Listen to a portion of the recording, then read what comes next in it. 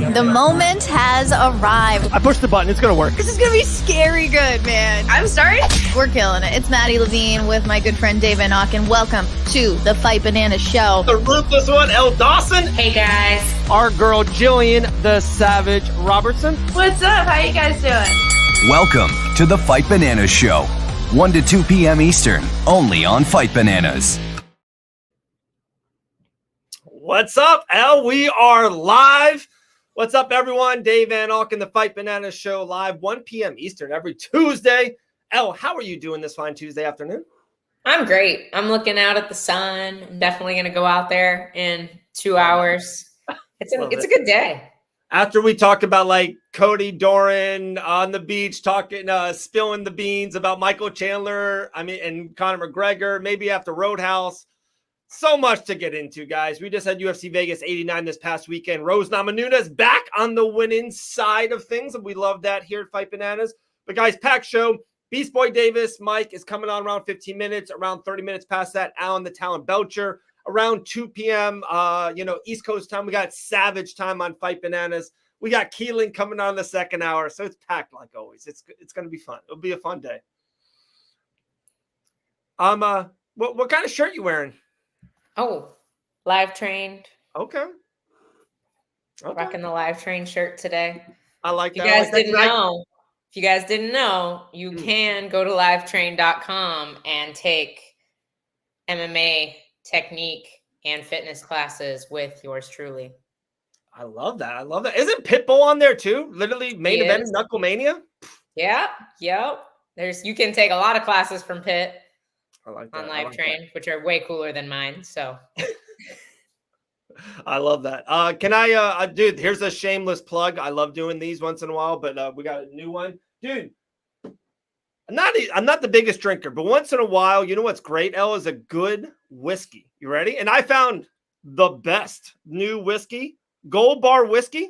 Elle, you can check them out on their IG page or go to goldbarwhiskey.com for all your information. That's Gold Bar Whiskey. And that dude, they gave me this script and I was going to do all this. Dude, we don't do that at Fight Bananas. I'm just going to drink the product. We're going to literally use the product. So look that's Gold a Bar fancy Whiskey. Bottle. I do. Unreal. That's how when I drank, I would buy wine based on how pretty the bottle is. That looks like a whiskey I would purchase. Poured it in. Whoa. Maybe a big pour. It's going to be a good Tuesday afternoon. Drunk bananas today, guys. I know. We're going to be very bananasy. But when I don't want to tell people to buy it without me tasting it and drinking it. So look here, a good pour. There we go. Wow, that's delightful. That is delightful. That's some sipping whiskey right there. Oh yeah, there you go. Just a little tad, Tuesday afternoon. Guys, go to goldbarwhiskey.com for all your information. Shout out to them. Cheers to them. Cheers to you guys. Anyone that's watching, comment in. It's going to be a packed show. Cheers to Gold Bar Whiskey. That's delightful. I'm just going to eat my chili. Oh, man. Well, cool. It's going to be a good day. I'm already sipping on Gold Bar Whiskey at 1:04 p.m. So it's going to be a fun one for sure. But okay, let's get into it. Let's kind of start progressing. We'll go backwards. We got UFC Atlantic City, Aaron Blanchfield main eventing. If you haven't checked out the full card, nice card on UFC Atlantic City. Props to them. A lot of news from Dana White talking about going over to England for a huge pay-per-view.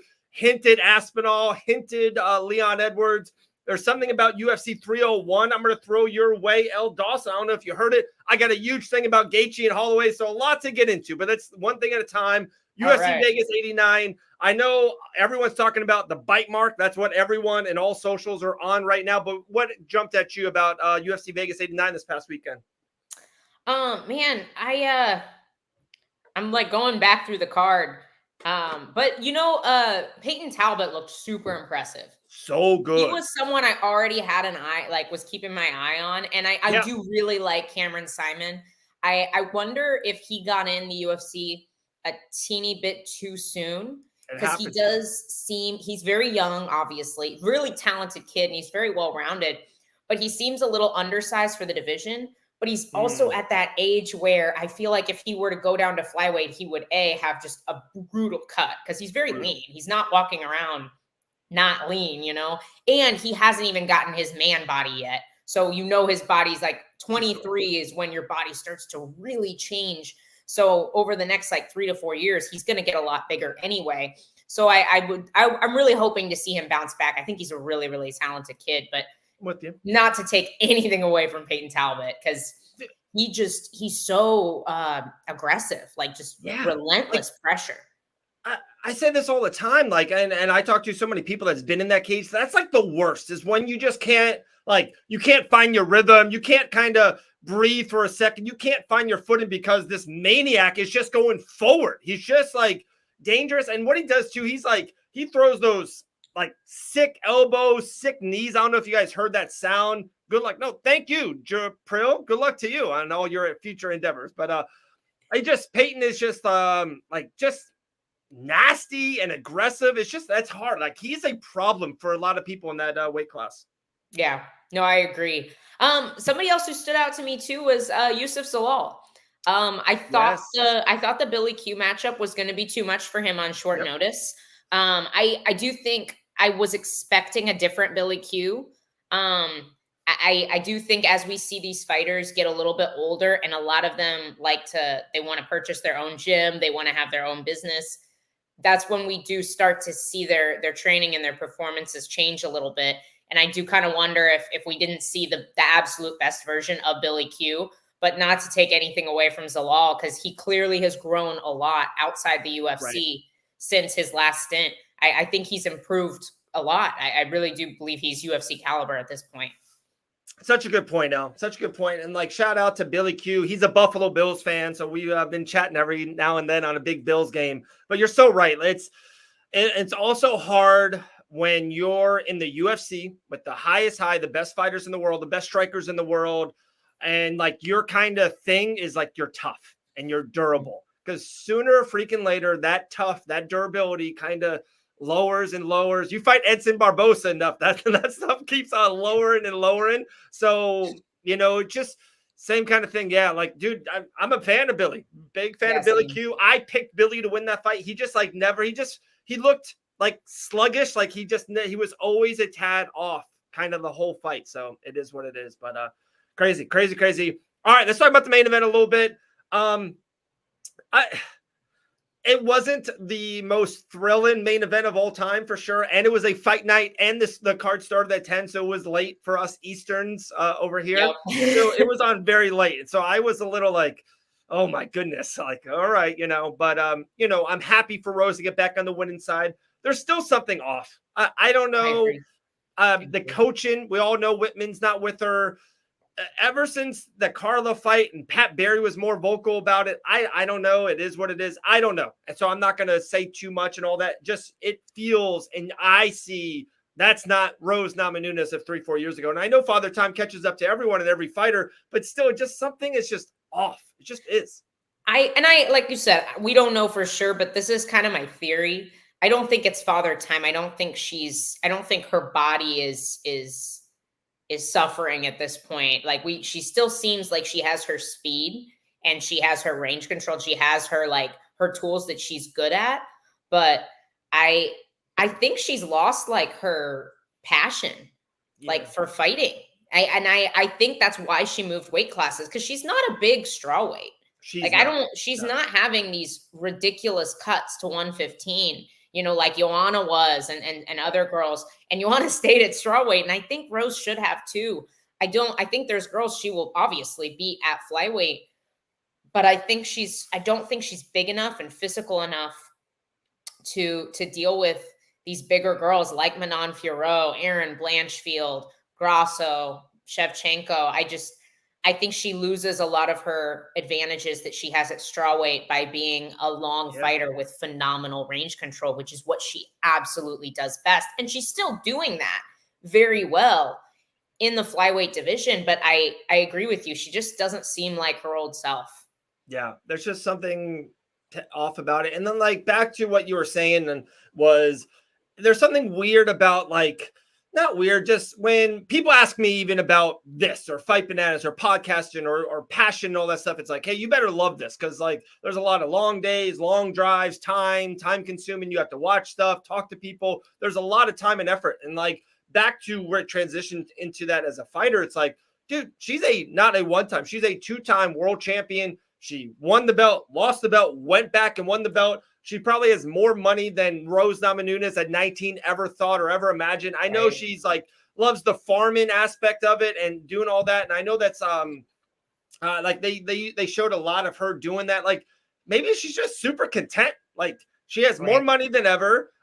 You know, she's even win, lose, or draw, like just it is what it is. She doesn't fight a lot. She's not active. It's like once a year to kind of keep it going. And like, and I know it sounds awful. I just think she's content and happy, and God bless her. Like that's awesome. Yeah, it is. It is. It's just you're not going to be Aaron Blanchfield that way, being content. Like exactly. Yeah, it's not a bad thing because there is life after fighting. So when I see fighters find that, it's awesome. But then when you're happy with your life, like it's kind of hard to be like, and you're making good money. It's like, it's hard to be like, all right, now I'm going to go back and lock myself in a box and fight a human being for no reason because I already have these other revenue streams. Like I agree. I think it's so much harder to make yourself get ready to fight, especially at the highest level, because Rose will never fight. She's lost the ability to fight up and comers. That's never going to happen for her again. She's too good. She's done too much. And so once you're at that level, it's like you only get to fight tough, super tough people, and you don't have to. So it's hard to make yourself do it. I totally agree. And even back to, I bet you she gets a little bit of that spark. And when she was walking, it was so weird. She's walking through the Apex doing her thing. It was just like, man, we need the crowd for a Rose Namajunas fight. That was kind of off. But I bet you when the door closed, she was ready. Like she, you know, you probably never lose that. But I bet you the 5 weeks of training, getting up early, jogging early, going to the American Top Team and training, and then training at home, not eating well, whatever it is, all those things leading up to the fight, 50 days out, 40 days out, 30 days out. She's like, I won't jog this morning, or I shouldn't probably eat this. I will. Like, it's probably that. She's like, I got everything I ever wanted. Keelan will be on the second hour. I think you guys are spot on. I feel like Rose has achieved all that she's ever dreamed, and who can blame her? Yeah, I agree. Like, I love this. Elle, I know we talk about so much fights, and when we're not on air, off air, but like, if you gave us both $20 million, I'd be like, hey, I'm going to take a break this week on UFC Vegas 89. Like, I'll see you at UFC 300. You know what I mean? It's just something about it. Like, you know, it is what it is. Yes, Keelan, I absolutely agree. Very true. I don't know what this means, at least. Okay, for Bill. All right, so we got Mike Davis coming on here any minute. So much to get into, like so much. I almost don't want to even start up another thing, but I might have to until Mike comes on. Yeah, Tablet looked awesome. Okay, let's go get into the bite part of it. Like, that was outrageous. I really feel sometimes the UFC doesn't make the right decision right away, or maybe makes a decision too swiftly. I thought what they did was kind of spot on, perfect. You just have to nip that kind of stuff in the butt right away, because when they did, I don't think it will ever happen again, because there's a precedent. If you bite someone inside that octagon, you will be cut. And I know, you know, if Mike Tyson or Conor McGregor did that, maybe they wouldn't be cut, but they get to that point in their, you know, their job. Yeah, Mike Tyson was biting ears after he was famous, not in his debut. Exactly. So everything that happened in that going afterwards was wild. It was great for Fight Bananas and our socials and pictures and all that stuff. But it was kind of it was disappointing because the fight was even so good. It was actually one of the better fights on the card. And then it just stopped. Why ruin that? Why ruin a great debut performance? And he wasn't even like, it was the first round was super close. He was probably down one round, but he was winning the second round. Like, it would have been a 1-1 fight, and the UFC would have loved both of you. My favorite thing I've seen on the internet this week, I can't remember who shared it, but apparently in his Contender Series interview, like after he won on Contender Series, he said something about not biting off more than he could chew. And somebody shared that, and I just I lost it. That's so freaking funny. That's good. I will say, what was the guy who got bitten's name? I should probably know. Severano. Severino's the guy who bit him, right? Oh, Amir something. Amir. Where did it go? Yeah, we're off on my phone on this one. Why is it gone?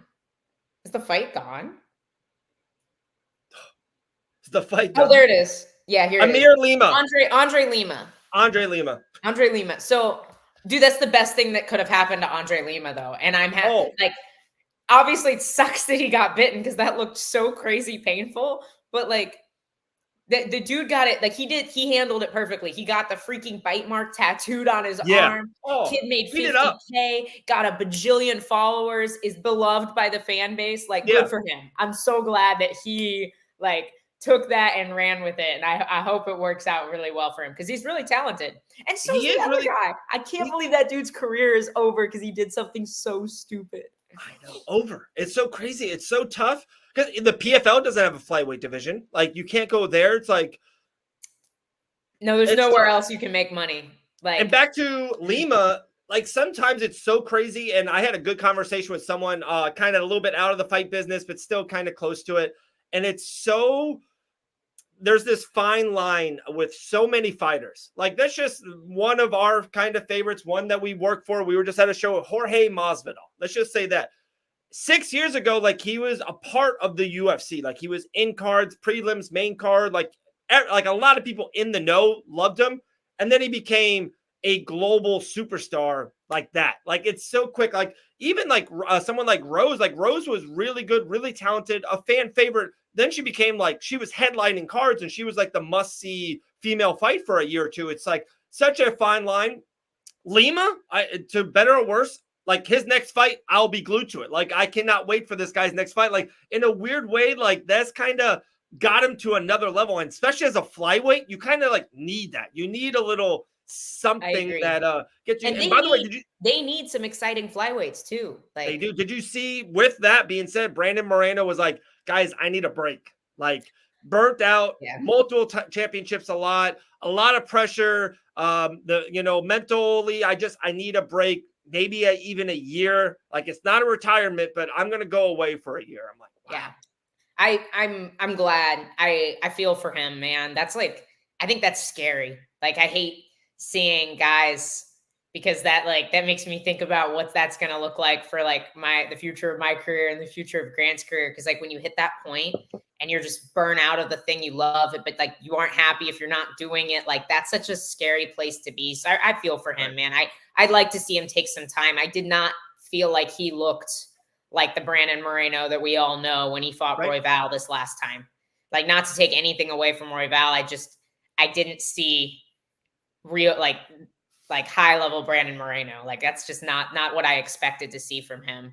So I agree. Usually there's like another gear. He will finish up the 7 combination. Like, he will have the last one. He was throwing 1s and 2s and then like just kind of like, I'm good, like, easing off. It wasn't. And then sometimes the last 10 seconds, 20 seconds of a round, like Royval was one of those. That's like, those are Brandon's time. Like, I'm gonna go ham. I don't care what's coming your way, my way. I'm going for it. So yeah. Hopefully he gets what he needs mentally, physically, and all that. So shout out to Brandon Moreno. Before Mike comes on, UFC Atlantic City this weekend headlined, another female headline with Manon versus Erin Blanchfield. I know Erin Blanchfield and yourself are doppelgangers. I know we've heard that multiple times, but I know you're a big fan of Erin. How pumped are you that she's headlining a big fight night, Atlantic City, kind of not her hometown, but very close to where she lives. It's close enough to where it is. She's getting this moment. Like, to me, this is a big moment for Erin Blanchfield. Yeah, I agree. It's not, like you said, not her hometown, but it is the place she made her pro debut. So I know that that's going to be super special for her as well. But it's cool for me to see, because I think I'm over here like getting butthurt that she hasn't had a title shot yet. But then when I really look at it, she hasn't quite had that like number 1 contender fight yet. This is it. Like, this is her opportunity. I've just known that she's going to be champ for so freaking long. I'm like, I feel like I've been waiting for her title shot. Because like, dude, I think Erin Blanchfield beats everybody in that division. I genuinely do. So I'm super excited for her. I think Fiorot is such a tough matchup for everyone, because she does a lot of the same things that Rose does well. She has great range control and she's very technical on the feet. So for a wrestler, somebody who moves like Fiorot and has good range control like she does can be a very tough matchup. So I think this is just an amazing opportunity for Erin Blanchfield to show how good she is when she does absolutely out wrestle Fiorot and submit her, because that's totally going to happen. So I'm super pumped for her. I'm ready to see Erin Blanchfield fight for a belt. Yeah, I that has to be next. I know Rose Namajunas did that. My fault. I sent Mike Davis the wrong spot to the link, so I'm just sending him the link now. My fault on that one, guys. 5 minutes late on it. Yeah, like I know Rose said, hey, I'm going to really eye the main event of UFC Atlantic City. And, you know, this goes back to like, that was almost, to me, a really, really bad call out. Like, you are not in that spot, Rose. Like, you coming off of 2 L's, you just won, like, especially that fight too. Like, you wasn't superb. You won for sure. But Erin Blanchfield, to me, is like absolutely next. Like, if she wins, she's next. And then if Farhat wins, like, you just lost to her. Like, to me, like, that's not happening. Like, the fight that I saw for sure, now you probably saw too, I think her versus Macy Barber as a headlining fight is phenomenal because, one, for the UFC, you win-win. If Rose does win, you probably have a really big fight with Rose next. And even if Erin's your champion, that's a really good kind of pay-per-view co-main event, Rose versus Erin for the championship. A new fun matchup, never seen before. Love that. And then God forbid, if Macy wins, that's good too, because Macy's younger. She's on the rise. That's a good win for Macy. To me, it's a win-win. And shout out to Macy Barber. I know you were talking to her a little bit. She might be on the show soon. I don't know if you saw that post that she did. Yeah. Man, feel bad for Macy Barber. Got really, really sick after the fight. Look, it was staph. Is that what it looks like? It, yeah. Yeah, she said like staph and maybe like a strep infection. Like she was really sick. And that, like, dude, that's brutal. That can take it out of you. And it's so scary because it spreads so quickly. So I'm glad she's okay. But yeah, big win for her as well. I agree with you. I think that's the fight to make. It's exciting. Yeah. As you said, Rose doesn't fight super often. Macy's going to need some time to recover and get back in there. I think it makes perfect sense. And I don't want to see Rose fight, honestly, anybody in the top 5 at flyweight at this point in time. I don't think it goes well for her. I don't think, like, I have no desire to see that. I want the fresh blood of the flyweight division to take off, which is Fiorot and Blanchfield right now. You know, it would be the ultimate, and we're going to talk to her in 45 minutes from now, is everything on June 1st at UFC 302 goes really well for G Michelle Watterson.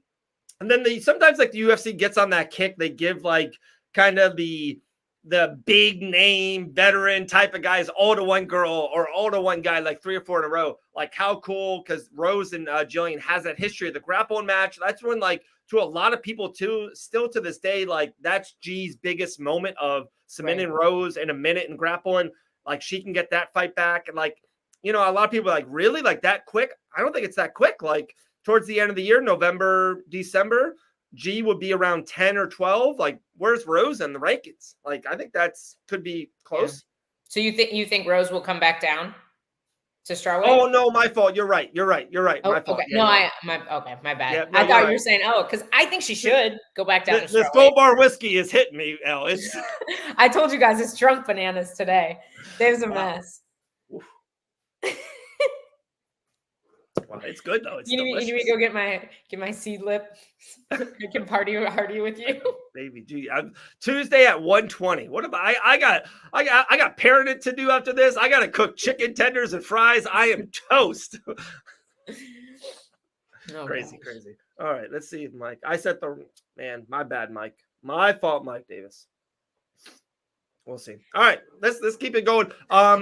I know the co-main event is Vicente Luque versus Buckley. A lot of people have eyes on that. There's a couple other fights I saw. There was like 3 others. I'm like, whoa! I like, it came out of nowhere to me. I felt like UFC Atlantic City. Here we go. Oh yeah, Chris Weidman's on the card, like the All-American Chris Weidman on UFC Atlantic City. I love that. I don't think they've ever done a card in New England that Chris Weidman hasn't been on. Right.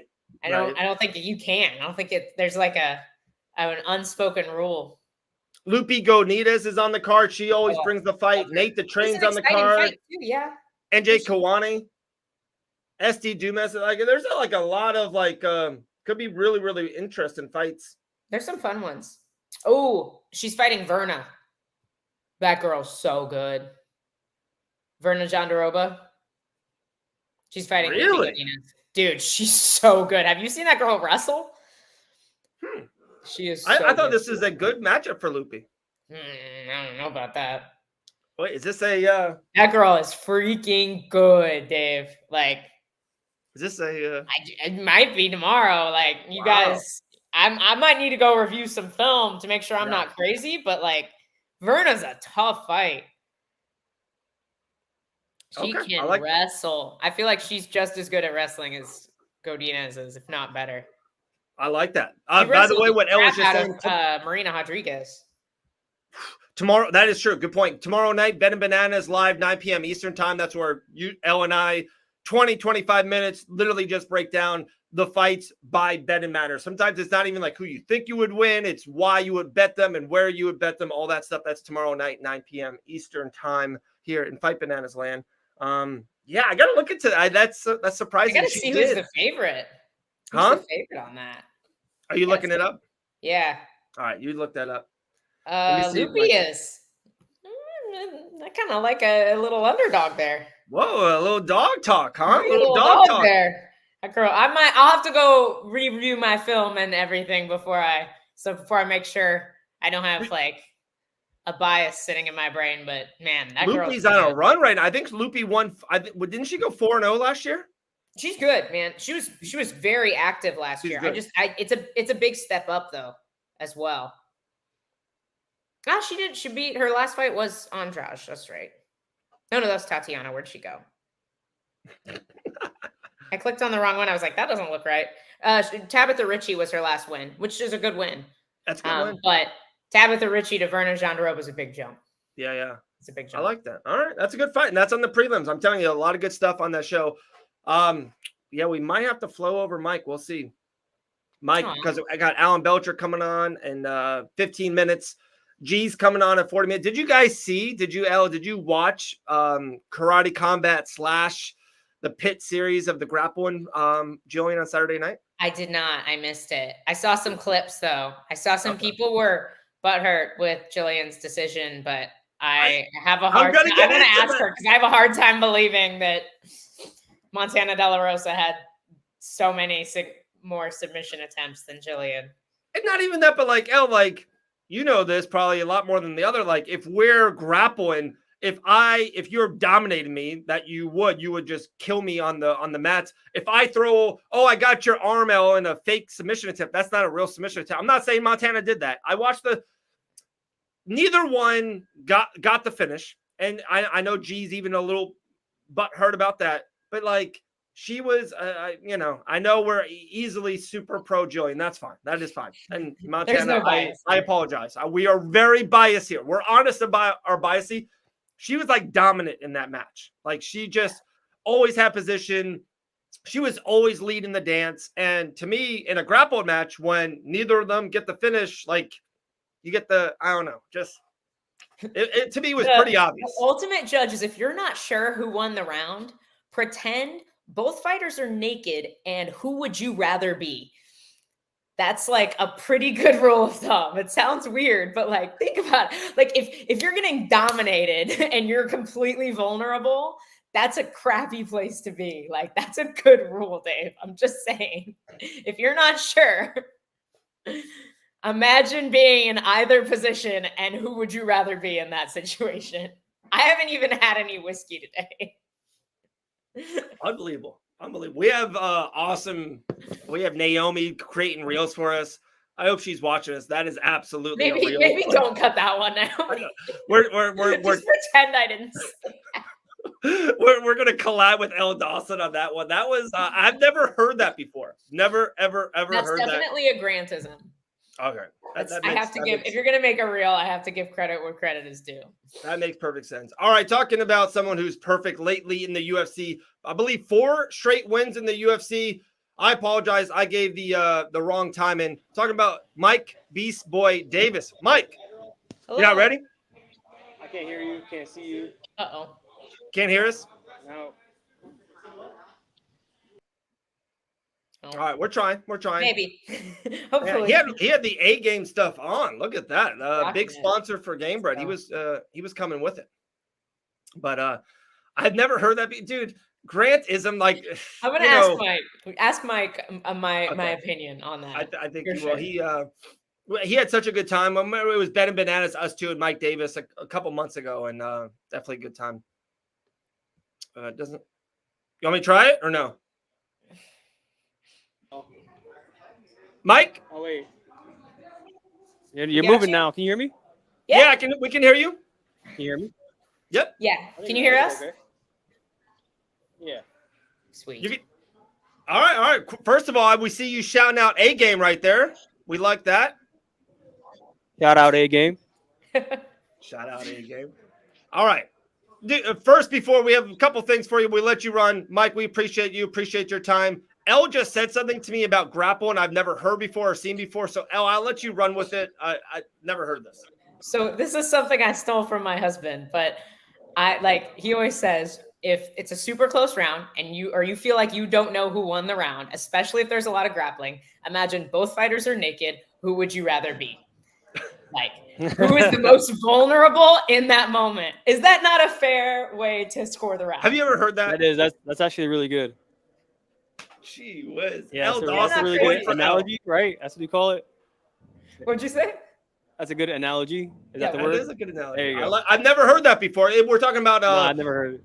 Yeah, Karate Combat was over there in Cancun this past weekend, and Jillian in Montana did a grappling match, and it was a really close match. No one got the finish, but like Jillian was kind of dominating. She had her in multiple spots that you would want to be in, and Montana was really upset. She kind of complained that she thought she won because she had submission attempts. But like, Mike, you know this. Sometimes you could throw out some bullshit. You know what I mean? Like a weak submission attempt, and you're really not getting the thing. So that's where that came from. But Mike, 4 wins in a row in the UFC. My man, how you feeling on that? Phenomenal performance a couple weeks ago. I feel honestly fantastic.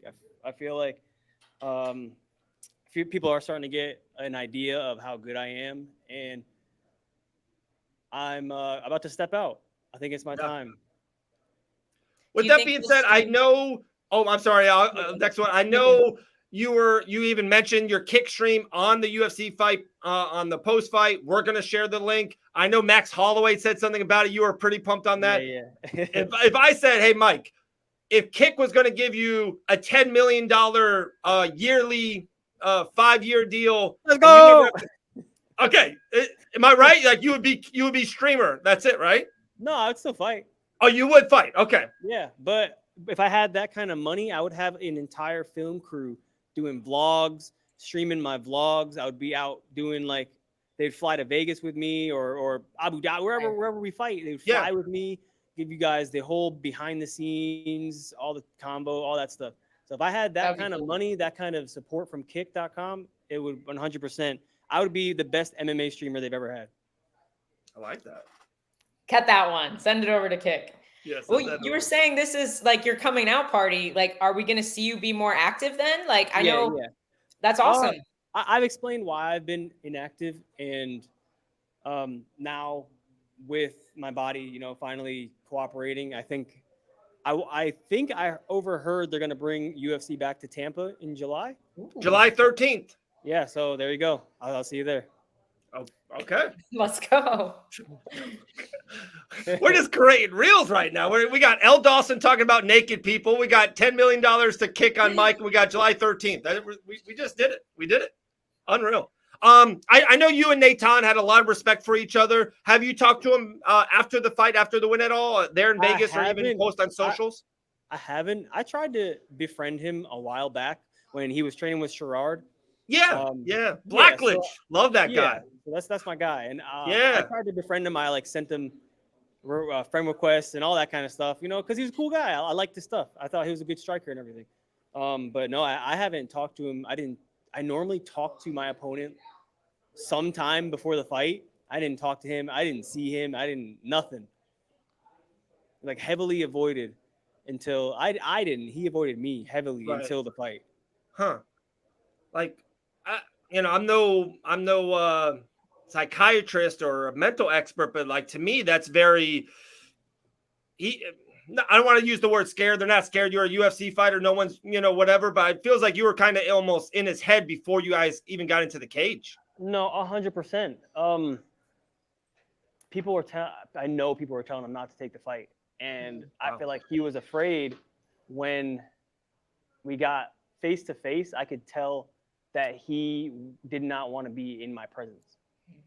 Wow. Have you ever felt that way? No. I don't care who I fight. I don't care. I love that. I have no ill will or like aggression towards a person. So whenever I'm faced up with somebody, it's kind of just like friendship until I punch you in the face and then back to friendship. Like, I don't know. One more than Elle. I know you probably got something else. I still remember this to this day. I was literally in the same studio just a couple things over when the whole Gilbert Burns short notice fight, and like still to this day, Gilbert Burns, it's been 4 or 5 years. He's a welterweight, and he's literally one of the best welterweights in the world. He was defeating Jack Della Maddalena until he wasn't, and Jack is everyone's top 5 welterweight. That's crazy. Fuck Gilbert Burns, up a weight class, 6 days notice. Like, it's so crazy to say what could have been or what, all those things, but it's wild that like a lot of people forget that, or they look at your record and they see those, but like that's one of the greatest losses in UFC history. I hate to say it, but you know what I mean? What would have happened if I knocked him out in the first? Because I won the first round. Yeah. I was always so curious how my life would be if I had won that fight. Right. Do you think you would have stayed in that weight class? Like 55? I mean, like, I know you were floating about moving back and forth, but do you think if you won that one, they would have did it, or no? Had nothing to do with it. Did what? Like kept me here? Were you like at 55? Or was it at 70? I've been at 55 my entire UFC. But like 3 weeks before I fought Gilbert Burns, I fought at 45. Yeah. Oh, wow. Yeah, I had a fight at 45. Carlos. That's nuts. Carlos something. I submitted like him. Guerrero or Carlos something like that. Guerrero. There's a few fighters I can't imagine at 45, and you're one of them. You, Moicano. I'm not heavy. That's the only problem. Really? I think I'm woke up this morning 171. Oh, wow. Okay. Yeah, I'm not heavy. I'm just very big. I'm not heavy. I'm just big. I love it. Man, Mike, we'll let you run in the last minute if you don't have anything else. But Mike, shout out your kick stream. Shout out everything you want to get off. Floor is yours, brother. Yeah, man. It's been a pleasure being in the UFC and climbing the ranks. I'm going to start, focusing on getting in there more often. Start with 2 more this year. I'm definitely looking forward to July in Tampa, and then we'll do again sometime later down the road. Shout out to kick.com for, opening their platform to all of the new fighters and partnering with the UFC. I saw that the UFC's got kick.com in there. So follow me on kick.com. It's Mike Davis UFC. I'm going to be streaming a lot more. I took a little hiatus to, fix myself up, but I'm coming right back. I want to give an insight behind the scenes and shout out to everybody that's been supportive of me. Love it. And I was going to ask you that earlier and I forgot. After that fight, were you, did you have a bum knee, ankle, body? Was anything off the level playing field, or were you almost 100% after that fight with Levy? So in the fight, I didn't get hit at all. But when he went to like body throw me off of his back, his weight landed on my weight, landed on my shoulder. So my shoulder is like sore. It's got like full range. I'm not hurt. Yeah. It's just really sore. Like there's water bubble bursitis or something in there. I don't know. It's just sore. Bubble just needs a little bit of time. I love it. Yeah. A little bit of rest. Well, relax those shoulders. Go on Kick. Follow my guy, Mike Beast Boy Davis on Kick. Shout out to A-Game. We see them right there, dude. Mike, I know it sounds awful. It's 1:39. We got a little whiskey sponsor here, and I'm sorry. I've been after. Yeah. Gold bar? Yeah. Look at you. You all on it. Bro, I got like five bottles. Dude, it is delicious. He's ready to go. It's delicious. Dan, Dan's loving it over there. Did you get ginger beer with it? No. Well, I haven't done it. I literally just opened it. We got it like yesterday, the day before. They won the ginger beer and mix it with it. It's really good. Really good. All right. Really good. Cheers to you, Mike Davis. Cheers to you. I just finished training, so I don't have anything. Well, we appreciate it. Shout out to A-Game. Shout out to Kick. Shout out to Mike Beast Boy Davis. 4 wins in a row. The lightweight division. Be aware of this man. This man's a beast. See him maybe, hopefully, July 13th in Tampa, Florida. Mike, appreciate it, brother. Congrats, man. Thank you. All right, man. Later. Mike Davis. Dude, what a beast. Yeah. Dude, he knows about the Gold Bar. He knows about it. I love that. There you go. Dude, I'm a fan. This is Dave's new sipping. I know. Sipping dude, for the show. During the day, so this is the real me. This is my Venom cup. Shout out to Marvel with ice cold water in it. That's I have my water. I'll drink my water while you drink your whiskey. Wow. This is unbelievable. What a show. Feels like it's been on 4 hours already with this whiskey in me, but we'll keep it going. Hopefully Alan's coming on. Let me check. Usually, another one with the link thing. Dave, get it together. We sent it to, it's a lot going on, dude. Shout out to Miss Maddie Levine. Maddie Levine is the glue, the duct tape to this show. So we love us some Maddie Levine, and that's why we're a little off today. My fault. Yeah, we need Maddie. We're not complete. All right, so Alan's coming in. He just asked for the link. Send him the link. So Alan the Talent Belcher's coming in. He main evented against Junior Dos Santos in Orlando at the Kia Center for Gamebred BareKnuckle MMA. Elle, are you over Gamebred BareKnuckle MMA? Like, are you finally calmed down? I was still like on pins and needles for days, weeks after. No, yeah, guys, there was one decision the whole night. Like it was the best show. Much fun. And I think what Jorge and Dean are doing so freaking well is they're not trying to be or compete with the UFC.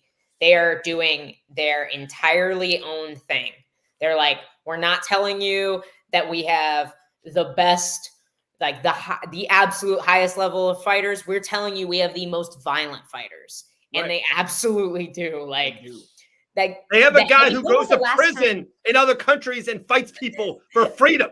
It's not even a joke. That's who they have on their card. Awesome. When was the last time you saw a heavyweight fight, even in the UFC, that was as exciting as JDS and Alan Belcher? I'm telling you, it was the Sherman knockout of Nicholson was like one of the almost oh my god moments of the year, and then Dos Santos Belcher is one of the best fights of the year. Just real talk. It was so much fun. The whole card, and I just talked to someone. I was in Pensacola actually yesterday, and I was talking to someone off air about some things and all that, and they were and the thing that we kept on going back of, one, the feel and the look. The arena is one of the best arenas in the Southeast. The arena is immaculate. So it just looked so rich. It felt rich. And then the pacing of the show, the music, there wasn't gaps of time. There wasn't wasted filter. That. Me and Maddie went live. We had a little pre-show and it just took off. It was a train. And it was I love a fight night with no intermission. Yeah. Like if I'm there live, I hate intermissions. Right. I will say I needed to pee. And I was like, okay, it's time to go pee. And then I was like, oh no, I really want to see this fight. And I was like, oh, it's time to go pee. No, I want to see this fight too. So it was really hard to get to the bathroom, but I loved that it was just fight after fight after fight. And all of them were so much fun. It was such a good night. That should be the new slogan for Gamebred BareKnuckle MMA. It's so good, you can't go to the bathroom. It should. I will be the spokesperson for that. Yes. Elle, you're 44 minutes into a 2-hour live show, and you've talked about naked people being dominated and your bathroom breaks. I don't know what's going on. You're drinking water. It's weird. We need Maddie. I know. Maddie, we love you. We need you. Oh, you're the glue of this. Holds us together. I know. Oh, my goodness. Yes, Daisy. Where's she at? Oh, she said something good? Yeah. Right. Yeah. Daisy, the canvas after JDS Belcher fight was drenched in blood. The fighters turned it into artists. Wow. Well said. Well said. If you haven't seen that video, Gamebred, BareKnuckle MMA on their IG. I even think maybe Dean posted it. Daisy, I don't know if you did as well. It looked like a horror movie. Like, remember Saw back in the day? Like they're sawing that's what it looked like. Yeah. No, it was wild. It was so there was blood. It was such a fun night. It really was so exciting. Speaking of which, somebody else from that night, TJ Brown. I saw him post something kind of cryptic the other day about getting his call back up to the UFC. Is how I interpreted it. I can't remember exactly what the post said, but I think he may possibly have gotten a short notice offer or something. So let me do some journalism right here. Some journalism. So let me go to TJ Brown. Boom, Kyler at Gamebred. First time down the Buffalo River. One more run with a wink emoji. And in the comments, some people were like, "We knew you'd get a call." Like I was like,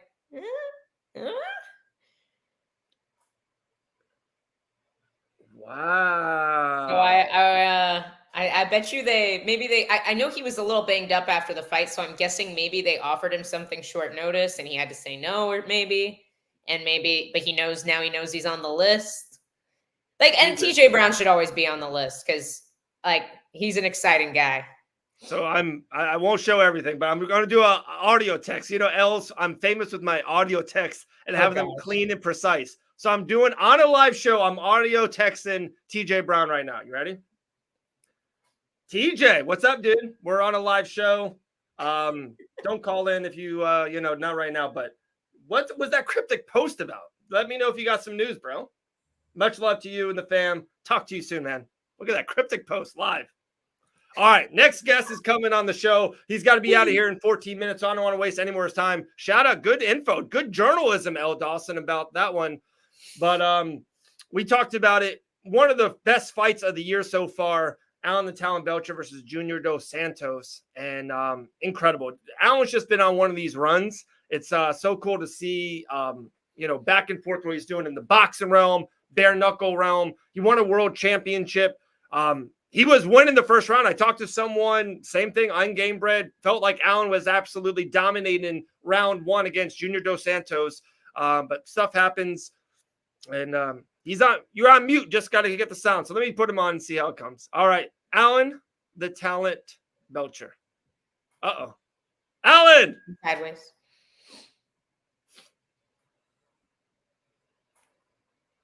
Let me see. That was my fault as a host. I pushed it too soon, dude. Aw, Dave. I pushed it. Maddie, let the man get ready. Come on. My fault, dude. Because I know he's got short time, but TJ Brown with the cryptic post. I love stuff like that. Every post should have at least like 2 emojis at the end, cryptically. All right, Alan, you good? We can do journalism. Yeah. That's journalism 101 right there.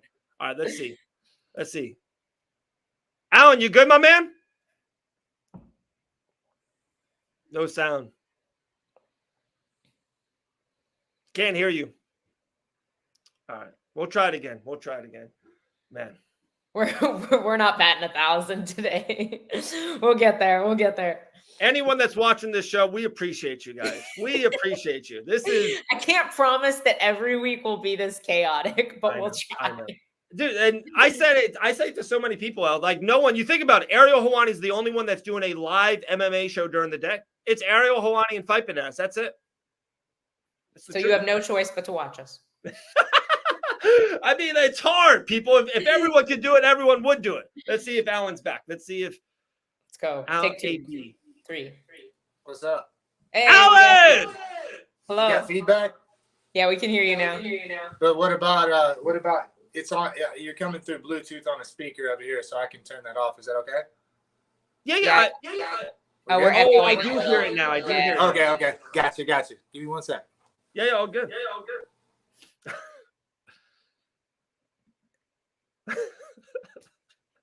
Man, what a run. But when he comes on, it's going to be a great conversation. All right. We love us some Alan Belcher. Come on. Dude. Always great. I called Alan Belcher. He had a boxing fight against Cam Graham in Biloxi, Mississippi. It was Pearl Gonzalez and myself called it. One of the sweetest knockouts you ever see. The footwork, I'm going to talk to him about it. His footwork was immaculate. And I'm calling the fight now. Like, I just call what I see. And he does this beautiful, kind of like a jump stop, almost a jump step with his feet to get an angle, hooks Cam Graham, knocks him out. And I called it. he texted me the next morning. He's like, Dave, that's one of the best calls ever because that's what I was practicing. It was his beautiful footwork, and he's like, he appreciated that. So, hey, I call what I see out. We were sitting on the couch at our friend's house watching Thiago Moises fight a couple weekends ago, and Grant goes, "Oh, he's gonna spin," and he spun. Alan, you hear us? I'm here. Let's do it. Real quick, I was telling this story off air. You just came back out on the air. Remember you fought Cam Graham, Biloxi, Mississippi, boxing, and your footwork in that fight to get the finish. You had that beautiful jump step with a finish. You remember that? Yes, sir. Oh, yeah, of course. It was insane. Insane. We were talking about that one. Hey, G, give us 5 minutes, G. Thank you. 5 minutes. We're still Alan, it was my fault. I sent the link to him late. My bad, Alan. My bad. Brother, how you doing, man? It's been March 2nd. One of the best heavyweight fights we've seen in a long time. You and Dos Santos in the main event, Kia Center, Orlando. I've heard nothing but rave reviews about the show, about the ratings, about the numbers, everything of that nature. How are you feeling since that fight, March 2nd? I feel good. Yeah. I've been healing up from it, you know. So no serious injuries or anything like that. So just get back into training now and getting the next thing kind of planned. So we have a few things on the table that we should be announcing pretty soon. You know, I'm excited to get back on that road to get another title shot against JDS or whoever ends up having it, whether he retires or whatever. I don't know. That's just an assumption for me. I'm not really sure, but that's kind of my train of thought is to get another shot at that belt and get back into boxing too. I'm excited to get back into boxing. So we have a couple things on the table with possible boxing events. That was going to be my question if you were going to stick with bare-knuckle MMA or return to boxing. But can you at least tell us if is this glove boxing or bare-knuckle? The glove box, definitely going to do some gloved boxing. So we're working on a big fight with that, and bare knuckle could be a possibility as well. Awesome. You know, bare knuckle boxing. So we'll see. Yeah, I mean, I feel like I'm just in a good place to where it could be bare knuckle MMA, bare knuckle boxing, gloved boxing, and so just kind of weighing out all those options and kind of figuring out what the road's going to be. You know, Alan, I know that Gamebred BareKnuckle have signed 2 light heavyweights over the last 2, 3 weeks, 4 weeks. I know they want to start kind of, having champions, having big names, and almost kind of having different people in different weight classes. Is 205 even an option? Has someone talked to you? Has Dean talked to you about 205, or is it no way on earth? I'm a heavyweight. Yeah, we're discussing it. Yeah, a little bit. I mean. Yeah, I mean, I like heavyweight.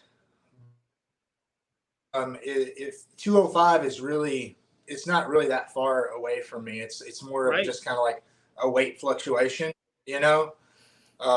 Like I don't think I'll be 205 anytime soon in my life. Maybe when I become an old man or something. Like I feel like I'll probably be 215 or 220 at the lowest for the majority of the rest of my life, but. As you know, probably 220 to 205 is really not much of a weight cut. Kind of a baby weight cut for that size of a mass of a person. You know, it's 10 or 15 pounds for that weight is not really that much. You know, that was the weight I was usually walking around at like 210 or 215 when I used to fight at 185. Right. So 205. Just trying. My weight is probably.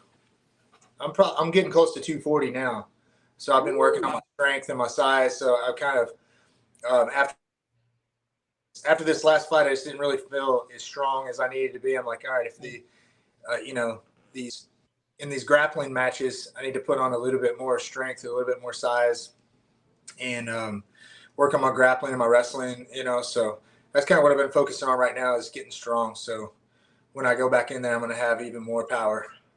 I love that. Elle, I'm going to interrupt real quick. I know you got some for him. Did you watch the fight back numerous of times? Did you watch how I've talked to a lot of people off air about it? That first round, a lot of people thought you easily won that first round or at least ahead in the scorecards until you weren't in the second. Did you watch back the fight yet? Yeah. Oh yeah. I've watched it several times, you watch it with the sound on, watch it with the sound off. That makes a big difference anytime you watch a fight. Right. But, yeah, I mean, I think that the commentators are, you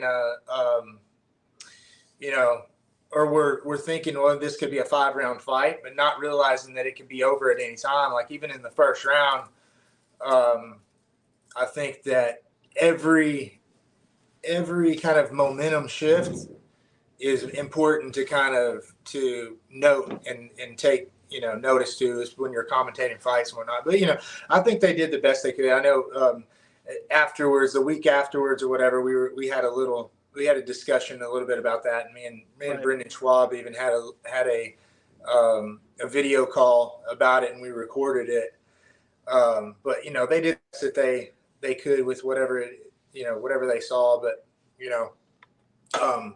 I just felt as if they it's really not that big a deal, honestly. It's props really goes to JDS. He's the guy that came back in the fight when he didn't have you haven't saw JDS many times where he had lost control of the fight and was losing and had a broken nose and all that. And he had to do something that he's never done and somebody down. And so really props goes to him. So that was a good showing for him, and I feel like I had a good performance. And I made a little mistake at the end. I got taken down, then I got caught, coming up. But honestly, man, with these, you don't really learn unless you lose, and you can't grow, and you definitely can't other people, which is something that I'm pretty passionate about, is helping other people and teaching other people. Right. If you've never been knocked down, how are you going to teach somebody how to get up?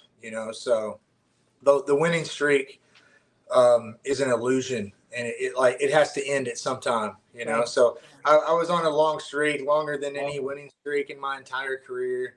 So I'm just blessed to have had that. In a fantasy, it's like, well, yeah, let's just keep winning and keep. Alan, I know you got and never lose again. I know you got to get going. We have a little timeline. Elle, do you have one last thing? If not, I actually have something you just said about a teammate. So if you could take it, I wanted to hear a little bit more just about what you felt like the difference was after that first round. If you felt like JDS made major adjustments, or if it was I know you mentioned the size, because obviously JDS is a mountain of a man. What do you feel like the shift was after that first round? Well, there wasn't much of a shift until seconds before the takedown. Right. I took a little bit of a break, and then he surprised me with the takedown. Because if you watch coming into the second round, I recovered great in between the first and the second. I remember right when the round was over, I was very close to my corner. I remember seeing Dean and Masvidal right there, and I kind of made eye contact with them, and I could tell the look in their eyes was like, "Whoa, you're coming after him! Like you're winning this fight." Yeah. And I remember my breath was just very calm, and I would felt like you could have done it for 25 minutes. When the round was over, I took one breath, and I was ready to go, and I went back and sat down.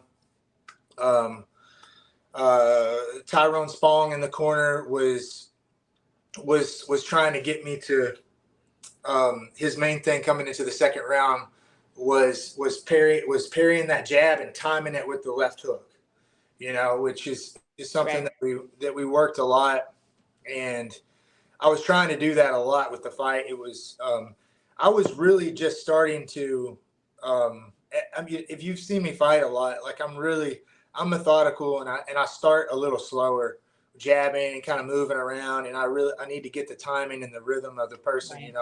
I don't like to be in an ugly, especially at this age. I don't want to just, throw hands and just see what happens. So I try to be very careful about it. So I knew in this fight I had to get started early. So it was probably one of the things that I'm most proud of in the fight was just getting started early and taking to them early. The one big change that probably made a huge difference of the fight is I landed 5 solid low kicks in the beginning, and within the first minute, Right. And then he ended up blocking one, which is probably my last injury that I'm still a little bit in my leg. So it was to where I was like, all right, I'm gonna have to switch that up a little bit, and that's when I started in the second round. My timing was better, but then I started faking the low kicks to try to get a reaction, and then I went high, which actually kind of landed a little bit. I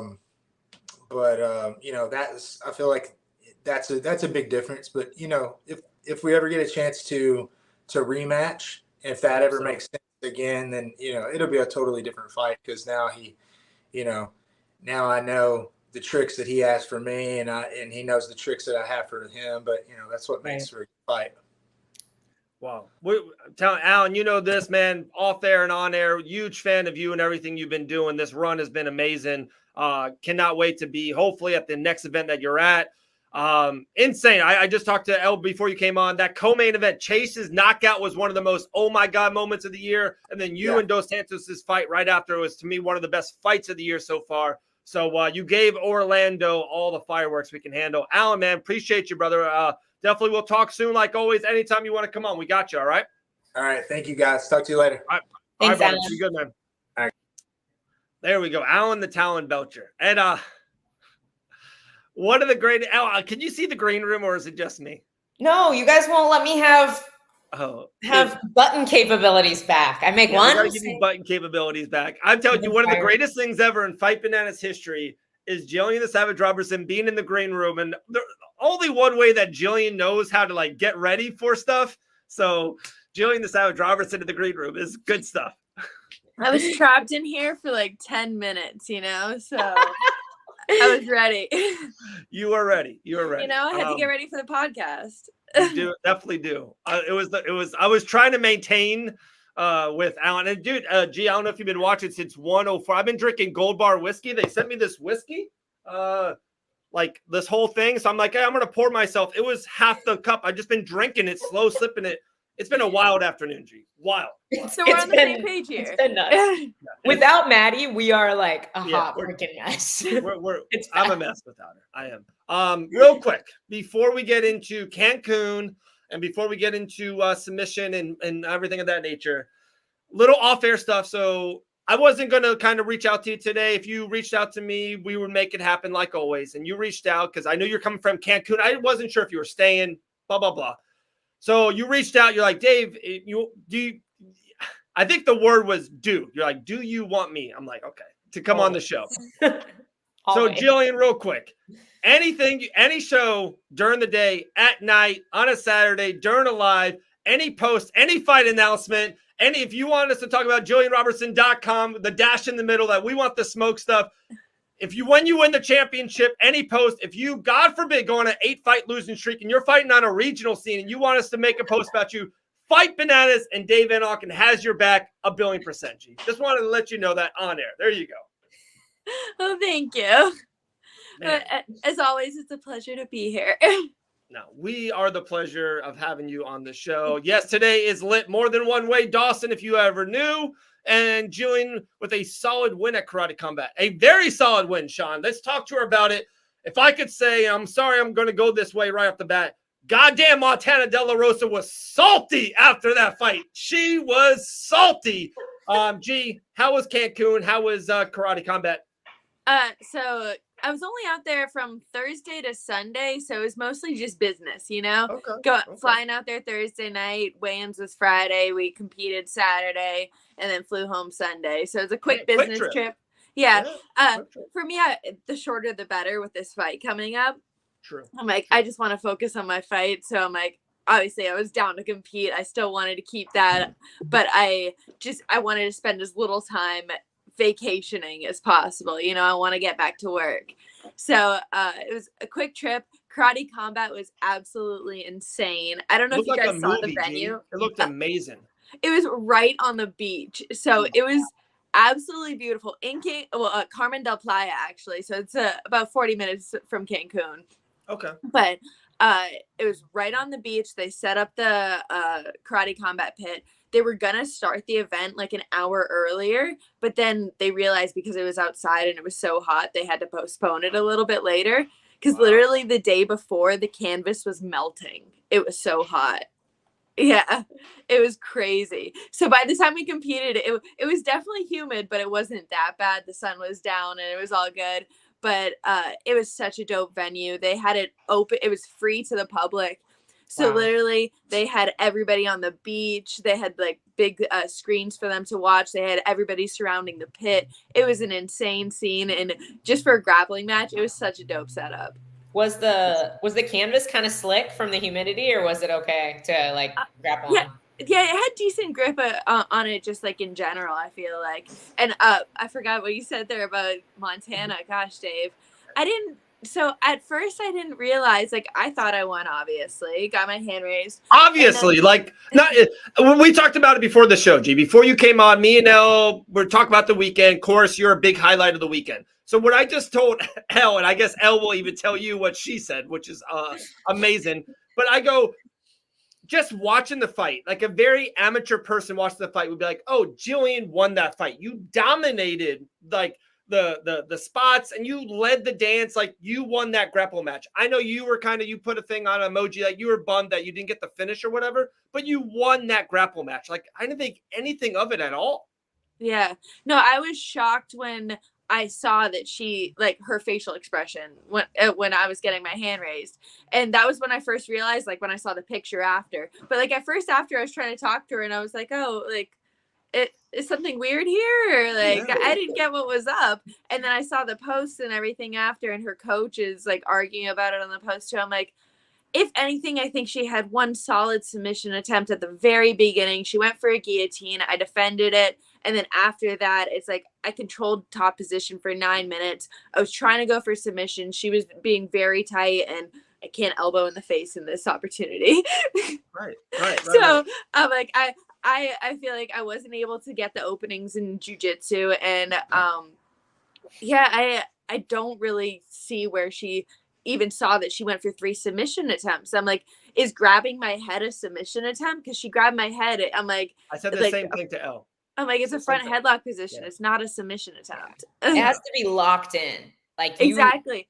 That's something. Swiveling for an arm bar isn't a submission attempt. Like, the first guillotine she had, I'm like, that was the only submission attempt she had. And then after that, it's like, I tried to walk her arm up so then I could go for a head and arm a couple times. I'm like, are those submission attempts on my part? Like, right. Like, remember our grappling match, our really long grappling match we had at Trey Outdoors Gym in the Panhandle. Like, I had some submission attempts, but like they weren't really good ones. So like they don't count. Yeah, I don't remember it being long or there being submission attempts on your part. Okay. All right. Elle Jillian, you're very, very, to me, funny. I've never heard before. This is a real take. This is a real take. This is something that I stole from Grant, so I will give credit where credit is due. If you can't tell who won a round, especially when there's a grappling match or there's a lot of grappling in the round, if both fighters are naked, who would you rather be? Me personally, I would much rather not be on bottom guard in a totally vulnerable position, hugging you on top of me. Just saying, I don't feel like I won that fight, you know? Well, it wasn't even guard. I was in half guard. I was in the 3/4 mount or full mount. Which are very dominant positions. But I'm just saying that the most like offensive position off your back is guard, and it's not even that offensive. And I think it's a very sport jiu-jitsu mentality where, and this is the one thing I hate about sport jiu-jitsu is guys that like tie you up using the gi and just play bottom guard, but aren't actually doing anything. In my opinion, you're trying not to get finished. You're not trying to win the fight. No, exactly. And even like, I felt like even when I was playing, there's 3 minutes at the end, I played bottom guard. I was kind of pinned up against the wall because the karate combat wall is slanted, and it's almost more awkward because you can kind of like get your head like crimped up against it, and then you can't get like your back up against it, so you can't really get yourself up. Yeah, you can't really wall walk as well. You kind of get stuck there. So when I was in guard, my only option really was to come up or to play guard. And every time I came up, she kept on trying to snap to the front headlock. And then she wasn't really coming into my guard. She was kind of playing in this like half in, half out position. So I'm like, I couldn't even play guard. I couldn't attack from there. And then every time I pushed up, I'm like, I was ending up in this front headlock position and then going right back to my guard.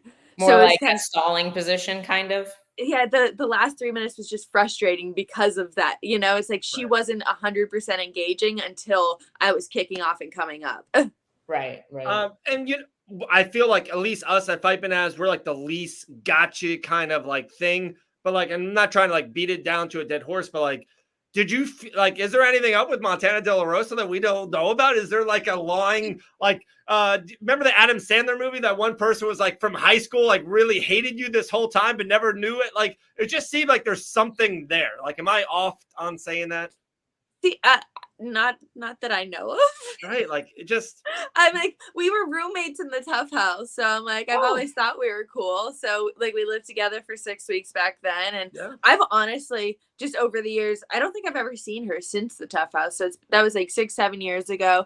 Over the years, I always thought we were going to fight each other just because we were always the same age coming up, you know, like I just expected, we're kind of the same styles. Like we're both heavy grapplers in MMA. So I just assumed that they would match us up over the years. And I was surprised that it just never came to. But yeah, I don't know. I like I said, like I felt like even talking before, I was like trying to be cool, and I felt like it was just a little bit awkward. But I was like, all right, I get it. We're about to grapple. Like some people are weird, some people aren't. I'm like, for me, it's like grappling. Like it doesn't matter as much. Yeah. So yeah, I don't know. I don't know.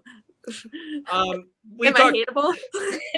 Really, no. I know. Yeah, especially so for much a that people just like G. Like you're very, you know.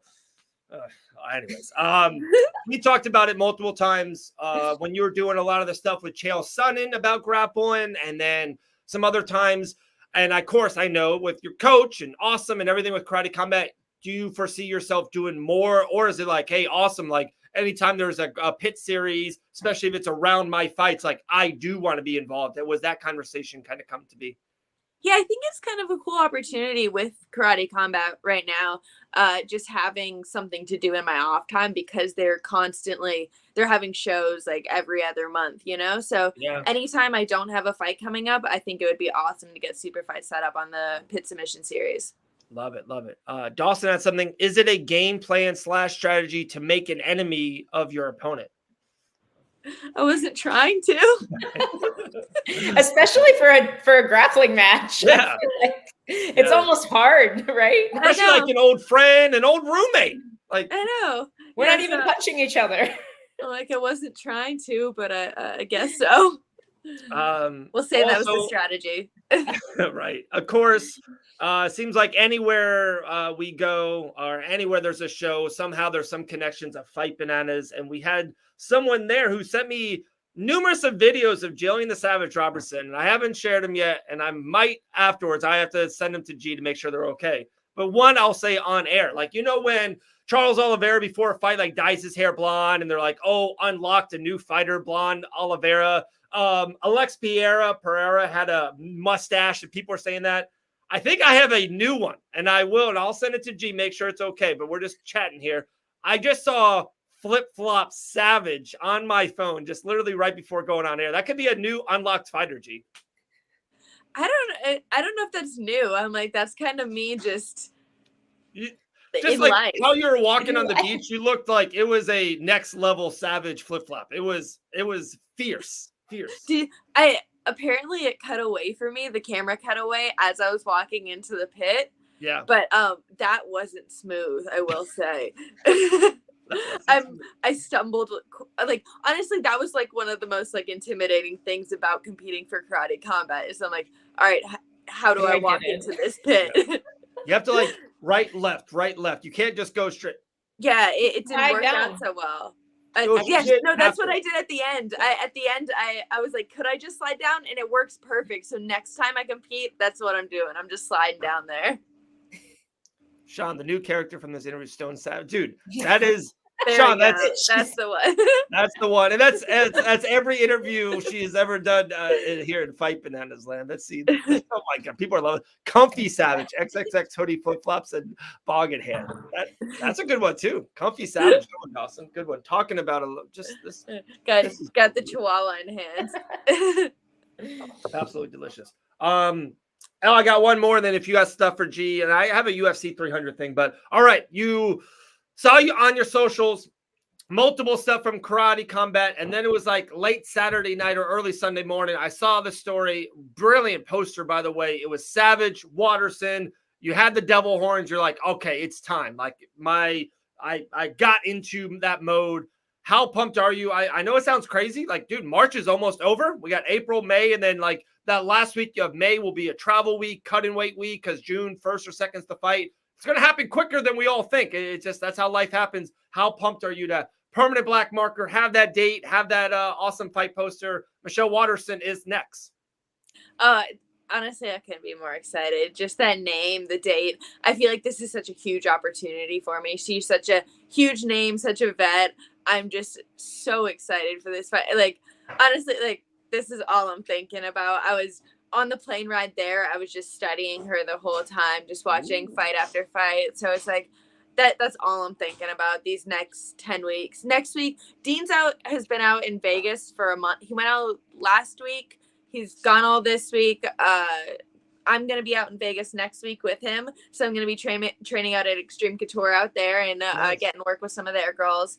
And then flying back the week after. And then Dean will be back that week. So Dean's been out there for a month. So I'm going to go get some work out there and get some different looks. And I'm just excited to be in camp, honestly. Are you flying out there kind of because Dean is out there too? And I know you have good ties to that gym, but okay, that's why.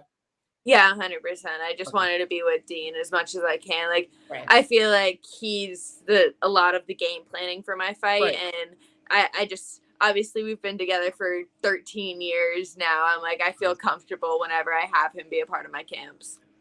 Elle, please jump in if you have questions. I just keeps on popping in my head when like G's talking. So when I always wanted this question to ask, like, so you're flying and you're like, okay, I'm going to watch Michelle Watterson Gomez now and her fights. Are you always watching when she does good? Like, are you watching like, wow, when her karate kicks are awesome, she just got this awesome TKO? Or are you watching more of like, this is how she loses. This is how she gets in bad positions. This is what I got to do to win the fight. Are you watching more for the pro or for the con? Both, I guess. Both? I've watched just 2 of her most recent fights. So that's usually what I do is I just go in order. Like, I'll start at her most recent and go back, watch maybe like 5 or 6 back. Because I feel like after you go a certain amount back, it's pointless watching them, you know? And, but whenever I watch a fight, I kind of think of it. I'm like, what would I do if I was in her opponent's position? So whatever's happening, like say they're clenching, I'm like, okay, I would grab an underhook here, do this here, do this. So I just like fight her essentially while watching the fight. I like that. Do you think she is a difficult? She has a very different style. I feel like she fights differently from a lot of female fighters. Like, how do you expect to fight her and close the distance? And how, like, do you have somebody who's emulating her? How are you preparing for that? I feel like that karate style is always unique. Like, no matter who, like you see it with like Wonder Boy fights, everybody has trouble with him. It's a very unique style to deal with. But right now it's like we're still just like baby steps getting into camp. So I guess like I said, Dean's a lot of the game planning, and a lot of it is going to be a lot of footwork and things like that. So that is really our plan, is to use our footwork to close the distance, get in. Obviously, we know that's where I'm going to be able to dominate the fight. And I am flying a couple people out right now. We're kind of, I don't know, I'm getting work everywhere as of right now. I'm traveling to Vegas. I'm flying a girl out whenever I come back. Then I'm going to be traveling a little bit in Florida. So we're just going everywhere, getting a lot of different bodies, getting a lot of different looks. So I think it'll be good. Love it. That's awesome. Of course, on the same night as your grappling match with Montana De La Rosa, Rose Namajunas was in the main event versus Amanda Ribas. Did you go back and watch that fight? Did you see clips of it? Did you hear about it? Any takes on that fight? That fight? No, I did not get a chance. I really want to watch that. I honestly am going to go back and watch it, but I already think you know what I'm going to talk about, Dave. that dude that bit some dude. Yes. Wild. Yes! Dude. That was crazy. Crazy. And like, How did he he was even in do like that? a dominating position too. Like he was on his back. Like, how do you like? It's not understandable, but it's almost understandable if you're getting like smothered and you have like a fight or flight. I need to get out of here, something like that.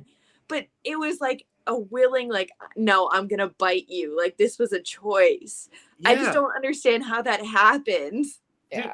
Gee, we talked about it. Getting away with some crazy stuff on some local shows. Like, absolutely mind blowing. It has to be like, you don't just like, I feel like you've done that before. if that's what you're doing. The bite mark was like, when he first tried to show it the first time, maybe it was a bad camera view, or maybe, you know, if you get a hickey hours later, it kind of sinks in longer. Like it just kept on like getting more informed in his arm. Like, holy crap. Like, no, how did you think you're going to get away with it?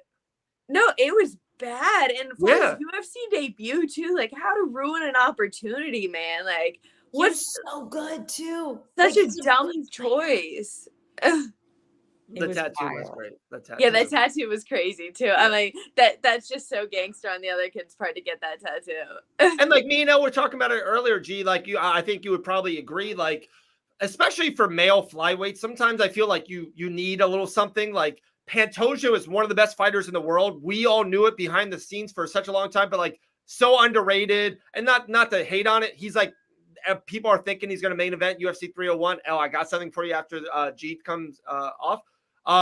He might like, and people are like shitting on that he's going to main event. He's one of the best fighters in the world, but like male flyweights need something. And I think like for the kid who won Lima, like this is good. Like people will remember him forever. Like this is, I feel like in a weird way, good for his career. Yeah. You see that post the UFC made, the bite of the night? Yeah. So good. So funny. Just to see that on the official UFC page, I feel like was gold. It was not, I just want to know, how did he even manage that? Like it didn't look like there was, like, how did he do that with a mouth guard in? That's what I was wondering, because it looked like there was like a top mouth, like top teeth and everything. I was like, did he spit his mouth guard out or what happened? Must have, or like, I don't know, like pushed it down. Like, I don't know. Very odd, very odd. But the Rose and Rebus fight, don't get your hopes too high. It wasn't phenomenal showing, you know.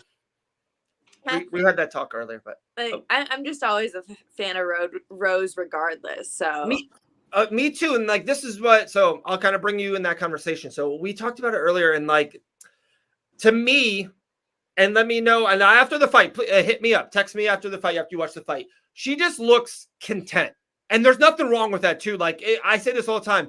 If someone gave you $20 million and all the dogs you would want in the world and a huge house, like maybe it's like, hey, maybe I don't need to do this or do that or get up as early. So like, I totally get it. She's a 2-time world champion. Like, I know she loves to farm. Like, she probably had more money than she ever dreamed that she would make in the UFC. Like, she kind of fights that she's content on where I'm at in life, which is great. Like, that's almost sometimes an amazing feeling to feel that way. Like, hey, I got everything I got. I want it. I'm good. Like, I really am. And it's like, you know, Mike Perry fights like his ass is on fire. Like, they just fight different. And I know, bad analogy, my bad. But she just fights like she's content. And that's what I see from her. Sean? Oh, sorry.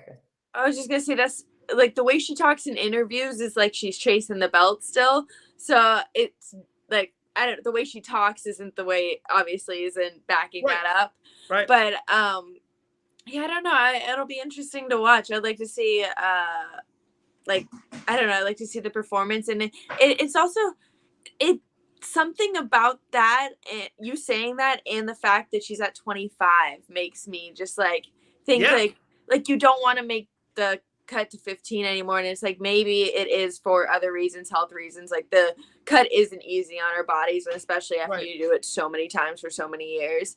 But it's also like, it is going that extra mile, doing the extra dieting, doing all the extra things, taking all the extra steps. And I feel like there is something to be said about, like, I don't know, taking those extra steps when you can't, because she's not like a big 25er either. Not at all. Like, not at all. Like, the power to me is gone.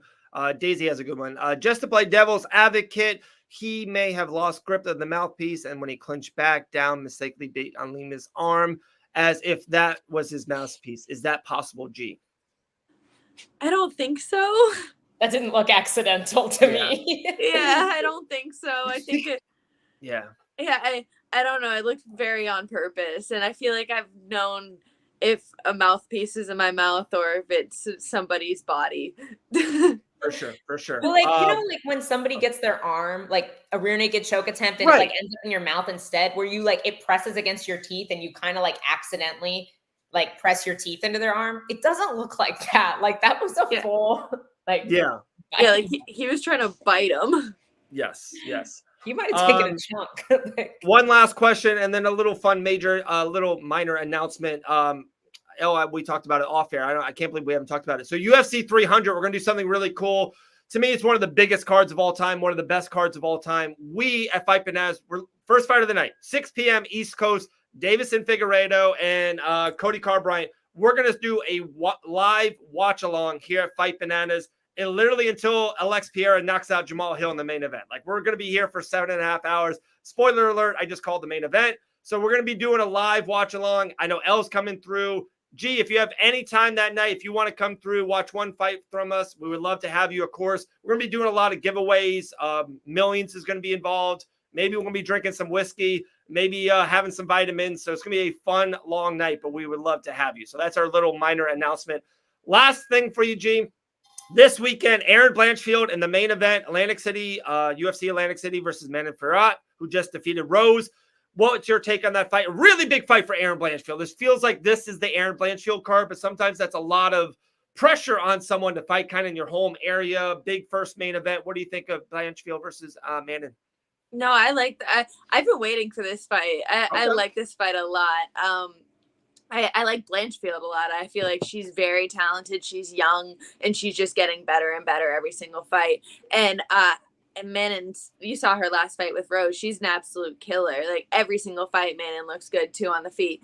But obviously, me being the grappler, I'm gonna choose the grappler. I feel like it's just so hard going into a fight with a good grappler. Like, it's when you do start getting held down, I feel like Aaron's going to be able to take her down. Aaron's going to be able to hold her down. And then it's just going to get deeper and deeper waters for Manon at that point. I think that Aaron does finish her in the early rounds. Wow. I love that call. G, submission and grapple and pit series win, unanimous decision win over Montana De La Rosa. Go check it out if you haven't seen it. It's on Fight Pass. It's on YouTube.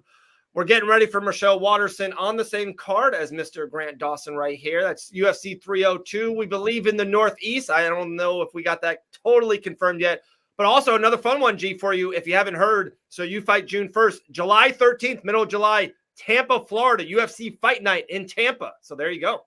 Oh, that is dope. Coming back to Florida.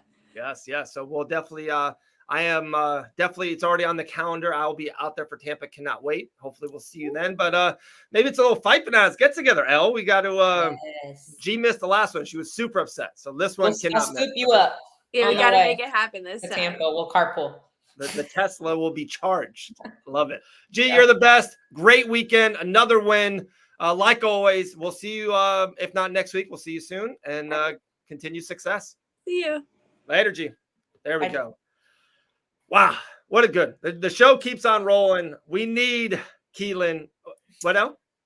Huh? Nothing. Oh, okay. I was going to say, we need some, professionalism to the show. We need someone who's going to kind of bring the show back together a little bit. He was actually live in Bellator Belfast. Watch Corey Anderson win the championship and watch Pitbull do his thing like always. Wow. The one and only Keelan to the Fight Banana Show live. Dave, Elle was definitely about to disagree with you that you needed me on the show, but it's good to be back. How are you guys? We always need you, Keelan. Do you see, Dave? Do you see what I'm dealing with today? I know what you're dealing with. It was this high. It was that high. Dave, you're a menace. Dave, this behavior has got to stop, right? This Gold Bar whiskey. It's 2:29 p.m. on the East Coast. What am I doing? Oh my goodness. You're such a bad example, Dave. Honestly, I love it. Thank you, sir. Before, I got a really cool UFC 300 topic I want to get into, and we'll start it for the next 2-3 weeks. But I do want your take, Keelan. You were there live in Belfast. How was the arena? How was the people? What was the best performance of the night? How was Bellator / PFL Champion Challenger Series, whatever it's named? I don't know. How was the show? Oh man, it was brilliant. Absolutely brilliant. First of all, shout out Gabby Orlando, Patty Hobbs, and the people from PFL Bellator. Incredible hospitality, and she loves you as well. I know I was talking to you about this, so shout out the people. They know who they are. Just brilliant. Put on a hell of a show. And yeah, listen, the crowd was brilliant. Belfast is always a hell of a night. I need to bring you guys over here sometime. You need to experience it. You will love it. You will dig it. Keelan's the show's lucky clover. That's the nicest thing anyone's ever said to me, Dawson. Stop, thanks. But yeah, hell of a show. From beginning to end, it was really, really good. We had Nate Kelly in an amateur bout, 130-pound catch weight. Nathan Kelly, who's a free agent after that last fight. But there was a lot of really impressive performances on the card. We had Manuel Souza knocking Tim Wilde into the next dimension. That was ironically wild. We had Patricio Pitbull put on one of the best performances I've ever seen, one of the best comebacks. Fighting Jeremy Kennedy, really tough fight. Pitbull lands one good punch and just lays it on him. Captain Eric drops one of the best promos I've ever seen in my life backstage. It was like 90s WWE. It was absolutely insane. It was just insane. And yeah, just an unbelievable card all around. You know, Belfast always brings it. It's kind of like my home city. I'm very proud of the place. I'm proud of the people.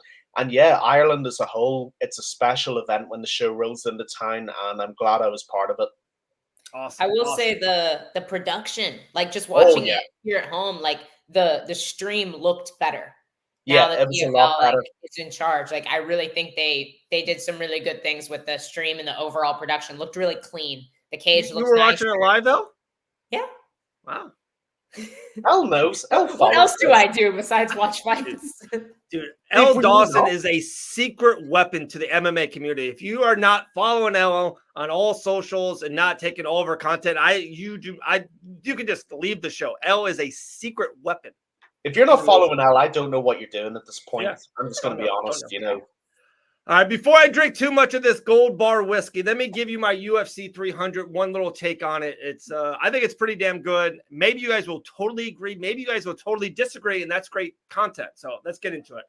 Like a week ago, really cool tweet. Elle brought it actually to my attention about Justin Gaethje versus Max Holloway. To me, I know Alexa's the main event. We know the co-main event's a really great female championship match.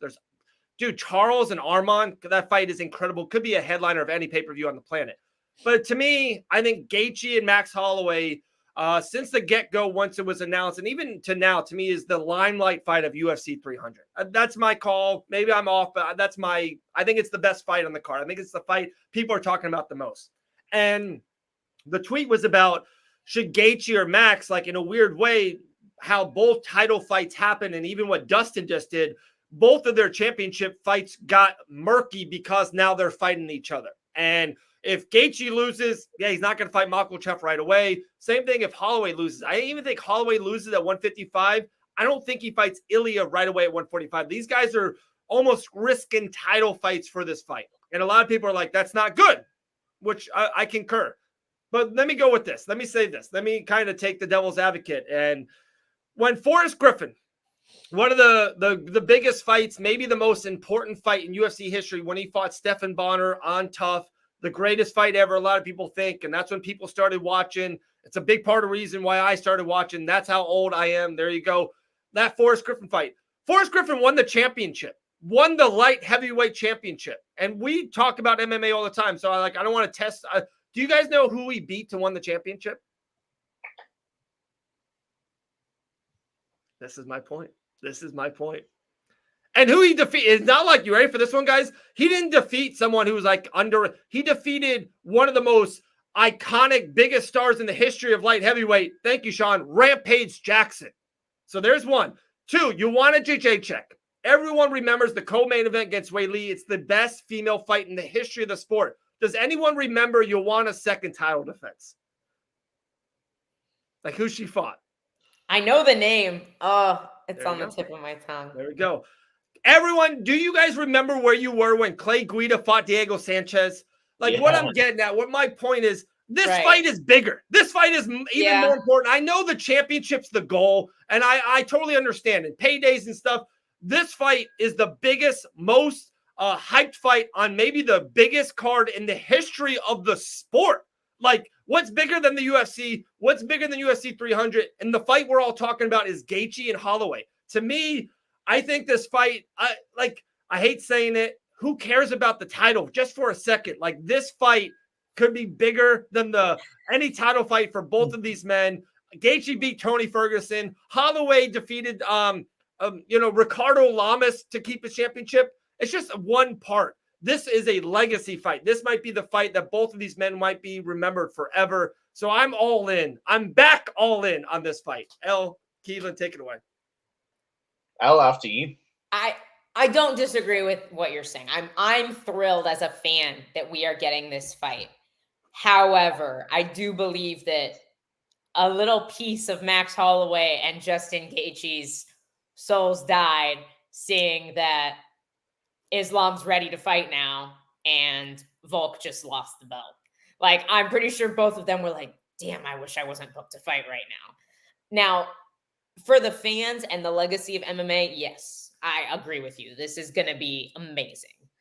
I'm so glad it's happening, but I have to feel for both of them that they probably were like, God damn it. Okay. You know?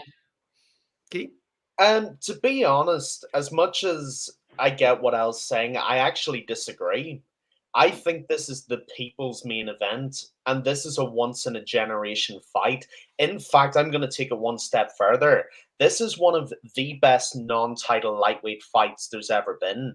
And those don't come around all that often, and I think both guys are thrilled that they're involved in this. You know, we have Max Holloway, one of the greatest featherweights ever. Statistically, in any other category, he's one of the greatest featherweights ever. We have Justin Gaethje, the human personification of violence, a man who was born to fight, bred to fight. You put those two things together, and you don't just have magic, you have art. You have something that comes close to an incredibly gory, violent, car crashy type of art. And you can't put a price on that. You can't put a belt on that. You can't put any kind of title on that. It's just a great fight.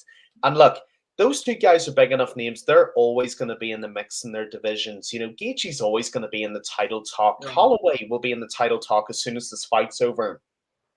I don't think either guy loses from this fight. In fact, all I think they do is gain. I think their stocks go up. I think this fight is going to be ridiculous. I think it's going to be violent from beginning to end. And I think it's just going to be one great big highlight reel of a fight. I don't think either guy loses anything. It could be the best fight by far on the biggest MMA card ever. Like, who knows what happens? Like, and I know that might sound hyperbolic, and UFC 400 and whatever Conor does next. I get it. But like, I feel UFC 300 will be remembered forever in our MMA days and lives.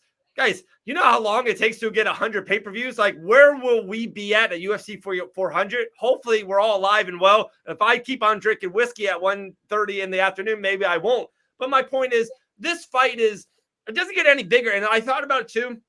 And I know sometimes I love losers of big fight. Their stock, hopefully nothing happens to it. But whoever wins this fight, you could argue is maybe when Dawson defeated Conor, like, he became maybe one of the biggest stars in the industry. Whoever wins this fight, to me, becomes that second, third biggest star in the industry. There's still going to be Conor, maybe a Charles or a Lex, maybe one of those guys, maybe Izzy, and then Gaethje or Max. Like, they become, if not already, their stock even goes up. I think it's going to be amazing. I cannot wait for the fight. Cannot wait. This whole card, guys, just so you know, this is how good this card is. Yeah.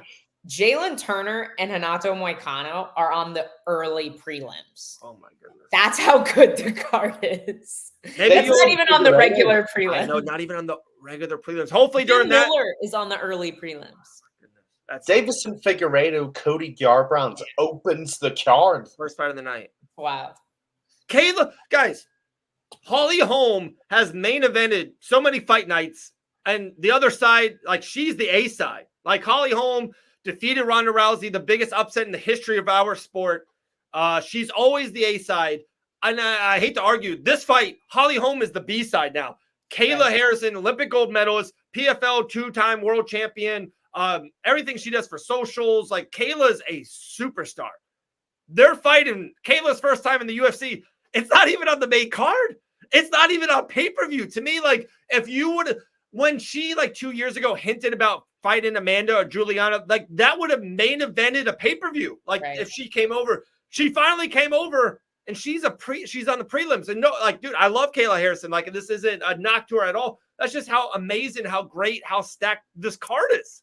And that's why we're doing a 7-hour-long watch-along. Like, do you think this is crazy? This has been an hour and 40 minutes. We're going to be live for 7 hours.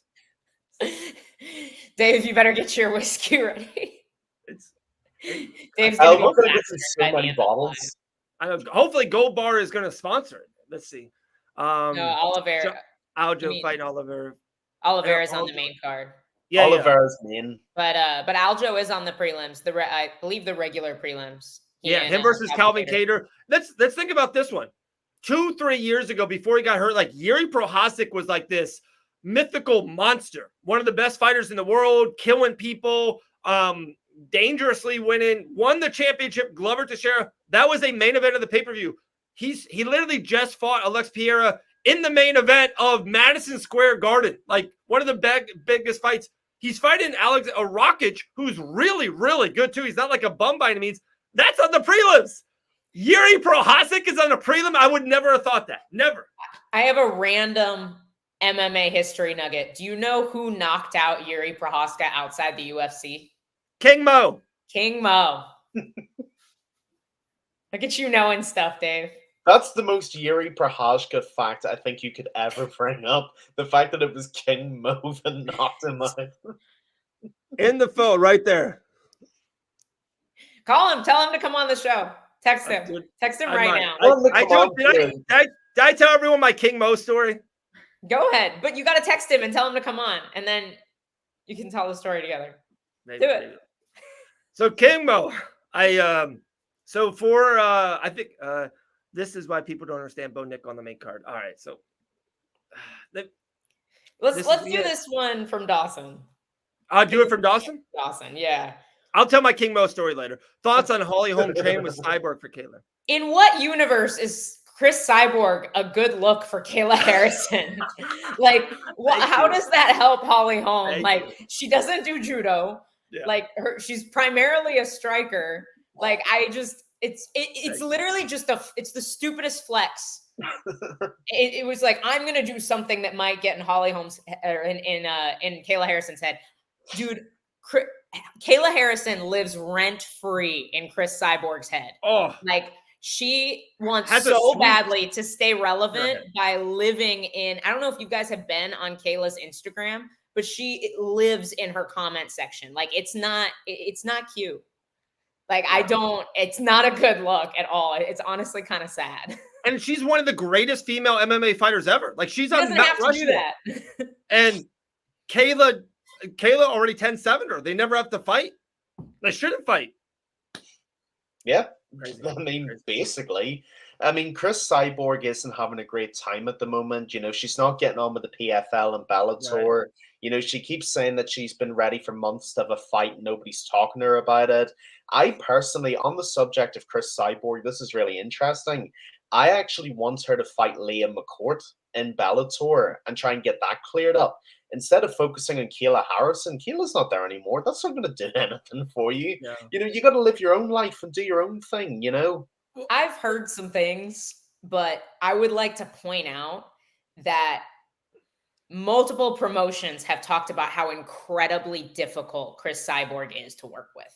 Yeah. I don't think these promotions are the problem. At some point, we have to accept that she is the common denominator. Yes, I've heard that point.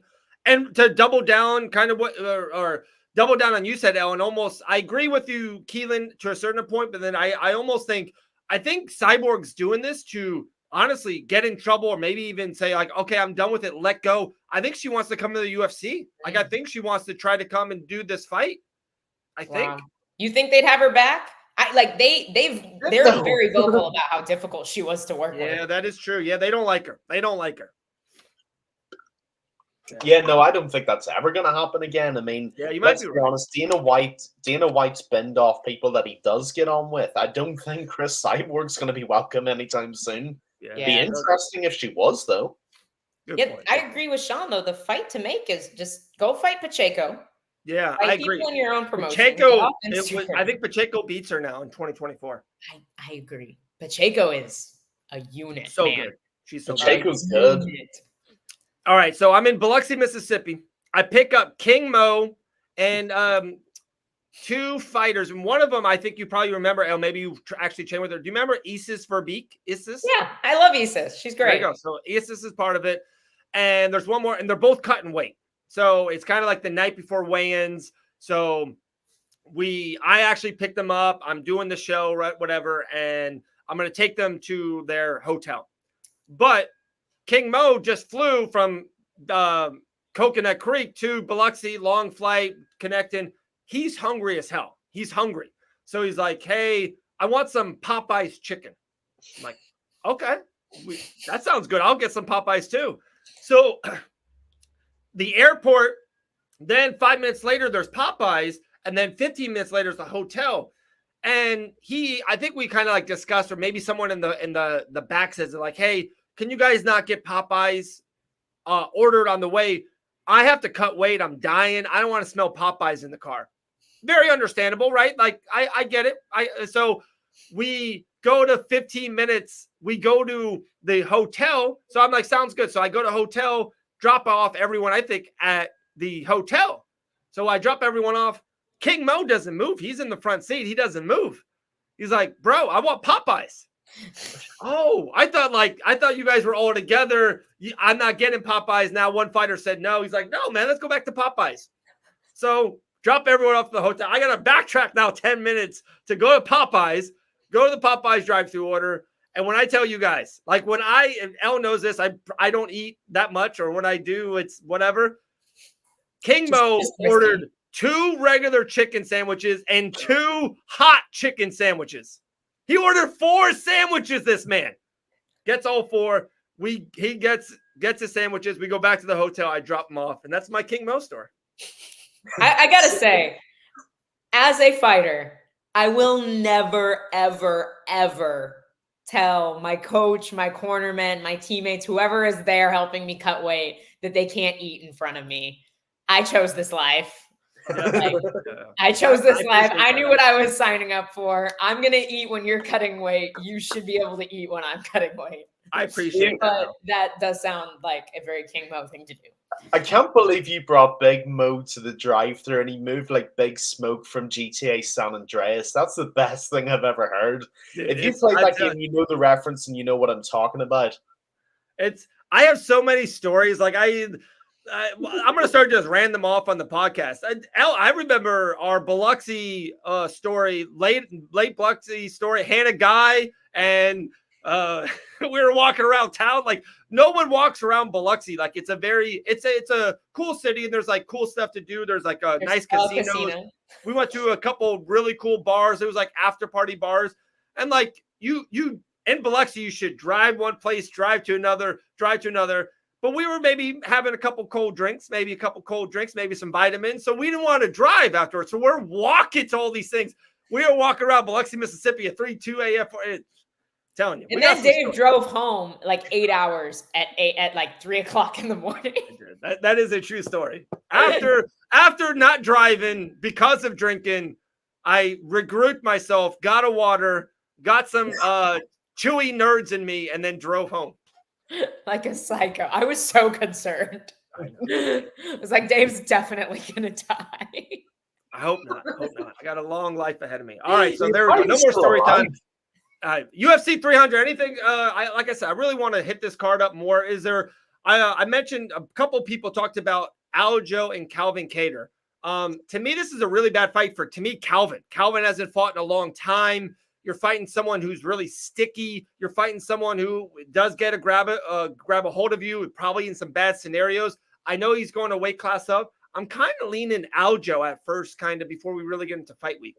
I can't lean one way or the other until I've seen Aljo at featherweight. Aljo uses his size and his length to win fights at 135. And as we saw with Sean O'Malley, if you have good footwork and you can get away from Aljo, like, it's going to be tough, especially if you're long. And Calvin Kattar is long and he moves well. He moves well. He doesn't move like Sean O'Malley because nobody moves like Sean O'Malley, but he does have good feet and he does move and he's long and he's huge at featherweight. Like, he is such a big featherweight. And I feel like Aljo loses a lot of his natural advantage that he has at 135 by being the bigger fighter and being so long and awkward. I don't know. I won't lean one way or the other on this. I want to see them at weigh-ins for sure. I want to see how big Aljo looks. Yeah, I have to agree with Elle. I think she's made an excellent point. It's impossible to nail down until you know what Aljo looks like. Because bantamweight, he's one of the biggest bantamweights there is. He uses range, he uses distance to control his fights. But that being said, skill generally translates regardless of what weight class you're at. And Aljo is a phenomenally skilled grappler. And I think he could give Calvin Kattar a lot of trouble if this fight hits the deck. That being said, Calvin Kattar is a tough, gritty New England fighter. And if he can keep this fight in the feet, his power could give Aljo a lot of trouble. He is moving up 10 pounds, and I get that. He'll have more meat on his frame. But Calvin Kattar hits really, really hard. And if he connects solidly, Aljo could be in real trouble. And we've seen, from the first Petr Yan fight and from the O'Malley fight, Sterling doesn't deal with trouble very well in the moment. When he connects, he's sort of scrambling and he's trying to get himself back together. If he can stay composed, that's a very different fight. But if he gets rocked, that's where my concern for Aljamain Sterling is. That being said, it's a bit of a coin toss. If it's on the ground, I favor Aljamain Sterling immensely. If it stays on the feet and Aljo struggles to use Calvin Kattar's power against him, then we've got a very different fight. I think one of the things you have to look at with Calvin Kattar is the car crashes. He's so good at winning the crashes. You remember that, because Jeremy Stephens is a car crash. That's just how he fights. Yeah. The way he entered, he saw it coming and he said, okay, I'm going to split your two and I'm going to come with the elbow. And he met him there in the middle and he took, okay, I have my force and now I have your force of you coming in. So if Aljo commits to the shot, now he could, like you said, if he times it perfectly and he shoots under Calvin Kattar's punches, beautiful. I expect him to have a huge advantage in the grappling. If Aljo's on your back, he's stuck there. I agree. He is super sticky. But man, if he times Aljo coming in with an elbow or a knee, those car crashes can get nasty. Exactly. I couldn't have said that much better. Al, that's very, very well put. I think it's a classic striker versus grappler match. I think that's kind of the simplest way to put it. Calvin Kattar is not going to submit Aljamain Sterling, and Aljamain Sterling's not going to knock Calvin Kattar out. It's going to be one or the other, and it's what makes it interesting is the weight difference, because Aljamain Sterling is going to be a different fighter at 145 than he is at 135. He might be better. We've seen him struggle with his last couple of weight cuts. That is a valid fact. He might be a better, more powerful fighter without having to cut as much weight. But then being said, his speed might be reduced with 10 more pounds. So it's really which Aljamain Sterling shows up. That's why I'm so intrigued. So crazy. We've talked about kind of little bits and pieces of so many fights. And Elle, you brought up wow, Moicano and Jalen's on the early prelims. Two fights we really said nothing really about. One is Sadiq Youssef versus Diego Lopes, who's that's a great fight. How good is that fight? That fight is so rich. I love that fight. And then you ready for this one? Everyone in the MMA space has or is or will complain about Bo Nickal's placement. One, I agree. I see everyone's complaints. I honestly thought that Kayla should have been on the main card. If you make Kayla a big deal, we will think Kayla's a big deal. I would argue Yuri should be a main card fighter. That man should never be on a prelim. And also, I think even Sterling and Calvin has a lot of those two guys together, so many wins. To me, Aljamain could go down as one of the greatest bantamweight fighters in the history of the sport. So all that being said, but my point is, if Bo Nickal gets a 19-second knockout, he's got 2 out of his last 3 fights, we or that place will go berserk. Like that place, I don't care. It's Cody Brundage and Elle. I can see you on it. If Bo Nickel gets a first round knockout, like it will be a moment on UFC 300. 100%. And here's the thing: nobody's upset that Bo Nickel is on the main card. They're upset that Cody Brundage is on the main card of UFC 300. Imagine if that was Bo Nickel versus Brendan Allen. Exactly. Why?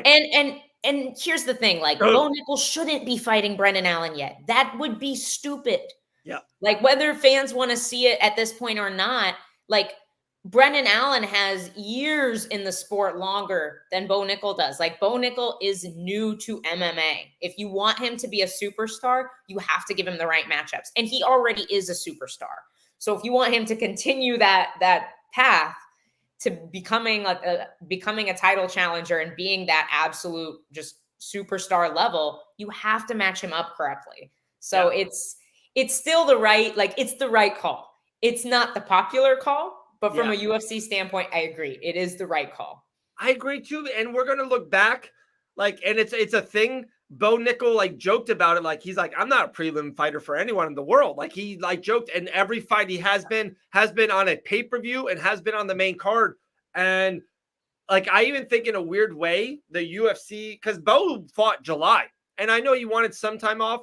Guys, we're in April. Like that is a good distance. I really think the UFC's like, Bo, you probably should be on 280, 298, 299, maybe even in Miami. We want you on UFC 300. You might be one of the biggest stars in the UFC going forward. We want you on 300. We want a moment out of you. We're going to, place you, project you against someone that you should fight. And Bo Nickel's on the main card. It is what it is. Yeah. Yeah, I mean, that's basically what it is at the end of the day. And what people are frustrated about is people want the stars, but they don't want to have to go through the build-up to get the star, It's kind of reflective of society in a very weird way. We kind of want immediacy. We want the next thing now. You've got to wait and you've got to give it time for people to be. But like Alex Pereira, he wasn't given a title fight in his first fight in the UFC. He was given 3 or 4 build-up fights before he went hunting for Israel Adesanya. And he wasn't a superstar yet either. So he wasn't on big cards like this because nobody outside of kickboxing knew who Alex Pereira was. Brock Lesnar was on main cards right away. Nickel. Yeah, exactly. And I know he's not Brock Lesnar. Let's just not quite a little bit. But yeah, you gotta give him a little bit of time to sort of build up and get momentum. And you need the highlights and the content to build him up. You can't just give Bo Nickel a ranked middleweight and then say, okay, we're giving him this opponent. Like say, we'll use Brendan Allen for an example. We'll say, okay, we have Bo Nickel, Brendan Allen. Why should we be giving him this fight? Oh, wait, we have nothing to back it up with because he hasn't fought anybody yet. You got to give him something to work with. You got to give him some fights to build up and develop. And Cody Brundage is the fight. Assuming he wins, there'll be 1 or 2 more opponents. Then there'll be a level up, and then we'll take it that way. That's kind of just the way it works. I'm actually surprised the UFC are being sensible for once, because normally they would throw him into the pits. But yeah, like Elle said, she said it perfectly. It might not be the popular decision, but it is the right one. And I think, go ahead. You go out. No. I was just gonna say, I think this is this is why the UFC should make Dana White's Contender Series its own show that runs year round, and people don't get signed every week. It is a developmental program for the UFC. Then guys who are 5-0 aren't in the UFC yet, and they don't have to do this unless it's an exception, like a Bo Nickel. But there are guys who aren't Bo Nickel's level of fame who have the same record and are in the UFC. I think this is a big problem of the UFCs, where they have guys that are still in a developmental stage that maybe have trouble finding fights on the local scene, because local MMA is kind of dying, if we're being honest. There's less and less shows every year, and they're consistently getting into the UFC too early, and they struggle to find them the right matchups unless they're a superstar, because then it's like, oh, well, you're fighting this guy and we're going to pay you extra because it's this guy. Those other guys are having a hard time getting the right matchups, Sean, I have the perfect, and this is where I was going with it, Elle. Bo Nickel's next fight, win, lose, or draw from Bo or the guy I'm about to say who's going to fight literally this weekend. To me, the next fight for Bo Nickel is Chris Weidman. Yep. Regardless of win, loss, or anything, that fight like if Chris loses, it's like, hey, Chris, one more, and we got to keep it moving. I'm sorry, brother. We loved you. One of my favorite middleweights of all time. That win against Anderson, so much. Him versus Bo, because I think so many people are like, dude, he can just wrestle him down. And I think he can even do that to Weidman. But that is a little bit of like, wow, can he wrestle the All-American? Like, is he going to have to stand up and bang with Weidman? And I just think the poster, literally, like, God dang it, put it on Memorial Day, Labor Day, July 4th, like Bo Nickel versus the All-American American. Boom. Sign me up, poster, done. No, it's going to be somebody like that. I'm sorry, I gotta disagree, Dave. I'm sorry, I have to disagree. Give him at least Brad Tavares, the guy who beat Weidman. You know, I don't want to see Chris Weidman chewed up by Bo Nickel. I love Chris Weidman. I love him to pieces. I absolutely do. But Brad Tavares tore him to pieces in his last fight. And this is nothing against Brad Tavares. But if Brad Tavares, what the hell's Bo Nickel gonna do? If Brad Tavares could do that, at least give him someone competitive like Brad Tavares who could beat Chris Weidman. I don't want to see Chris Weidman go out like that. That's not really fair on him. I know we're in the fight business, but I love Chris Weidman. Give me that much. Mike Tyson's fighting Jake Paul, Keelan. Come on. Dave, don't remind me of that. I feel bad enough as it is. I won't give details, but Chris Weidman is my don't meet your heroes story. Oh, no. My heart broke. Oh, man. I will say he was very drunk, so I'll give him that pass. I will give him that pass, but my heart shattered meeting Chris Weidman. Oh, we got too many stories over here. I won't share a full story, but this has just become a therapy session with Keelan drinking and Elle being traumatized by Chris Weidman. By drunk Chris Weidman. Dude, guys, go to Gold Bar Whiskey if you haven't already. Buy 5 of these. It's delicious. You saw it was a tall pour. It was like up there. Drink it. Dave's already getting squinty.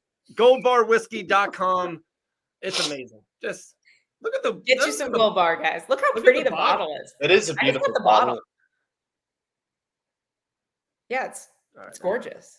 Maddie's missing out today. She is. We love Maddie. We have missed out on Maddie. Maddie didn't miss out on nothing. This show's been a train wreck for the first minute. I sent wrong links to wrong Instagrams. My fault. Mike Davis was late. Alan Belcher was late. Jillian was early. Jillian was doing vitamins on the green room. It's been a train wreck. I apologize, guys. We've been talking about naked people. I know. This show has been.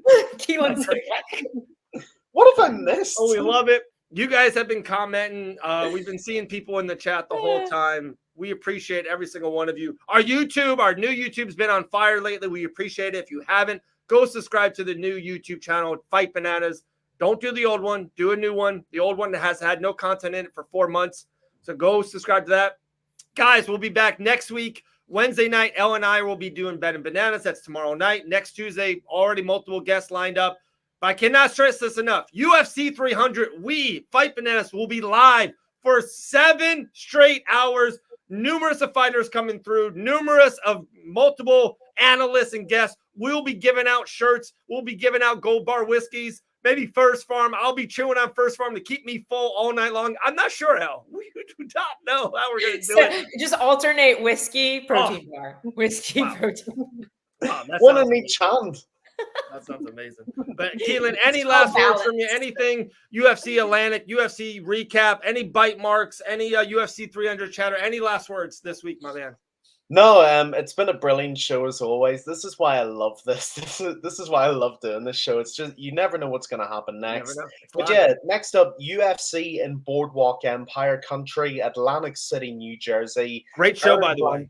One of the best shows ever. Shout out Nothing Thompson. Love that guy. Yeah, look, Erin Blanchfield is next up for a title shot if she wins. I hope she does. I'm a big Erin Blanchfield fan. You know, we've got Rhys McKee, my guy from Ireland. He's on the card. That'll be a good fight. Yeah. All in all, Atlantic City, hell of a fight. Want to go there someday. Wish I was there for the card, but it is what it is. And then we've got the live stream, ladies and gentlemen. UFC 300, 7 straight hours of content. Just drama. Dave's going to be drunk. Elle's going to be telling us Chris Weidman stories. It'll be 6 a.m. here in Ireland. It's going to be a mess, and you're going to love it. we'll see you next week. Elle, any last things from you? Or you? Keelan wrapped it up pretty great. But no, hey guys, I'm gonna go over to Immortals Fight Club for a minute. I've plugged it a few times on here. Our NFT project is finally minting our fighter NFTs on April 16th. However, until April 16th, if you go and play our game and you have the highest score, when we close it out for the mint, you literally win $1,000 worth of crypto. So please go play the game. I'm literally dropping it in the chat right now. I don't actually know how this chat works. Does this go to the YouTube? Or does it go to everything? Yeah, put it in there. Just put it. Okay, it's in the chat. Oh, it says that this comment has failed to post to Fight Bananas. Is it because it's a link? Can I not put a link? Where do you want him to go? Immortals? It's game.immortalsfightclubnft.com. That is the link. Go play the game. Immortals Fight Club NFT.com. And guys, go follow Elle on social media. She'll be posting it all over there. For the love of God, if you're not doing it already, why aren't you not doing it? You'll see all the details there as well. Except spell Immortals correctly when you go to the game. But yes, please give me a follow. The link's in my bio on my Instagram too. So go play the game. It is on PC only. You get to play in the game as Thiago Alves fighting Grant Dawson, who is the computer. It's super fun. Connect your wallet and you have a chance to win $1,000. So do that. Hey, love you guys. Drink responsible out there, folks. This has been Gold Bar, but not as much as Dave. That was too tall of a pour. I thought I would sip on it all show. That just went down like sweet apple juice. Okay, guys, Gold Bar Whiskey, goldbarwhiskey.com. Have a great time. We have to get out of here. This has been a train wreck. We are leaving. Thank you, Keelan. Elle, Dawson, you are absolute the queen of Fight Bananas. We appreciate you immensely. Guys, go to game.immortalsfightclub.nft.com. Go do that. Go win $1,000 and just go do it because we asked you, okay? And don't spend it on whiskey like Dave did. Peer pressure. Just go do it. All right.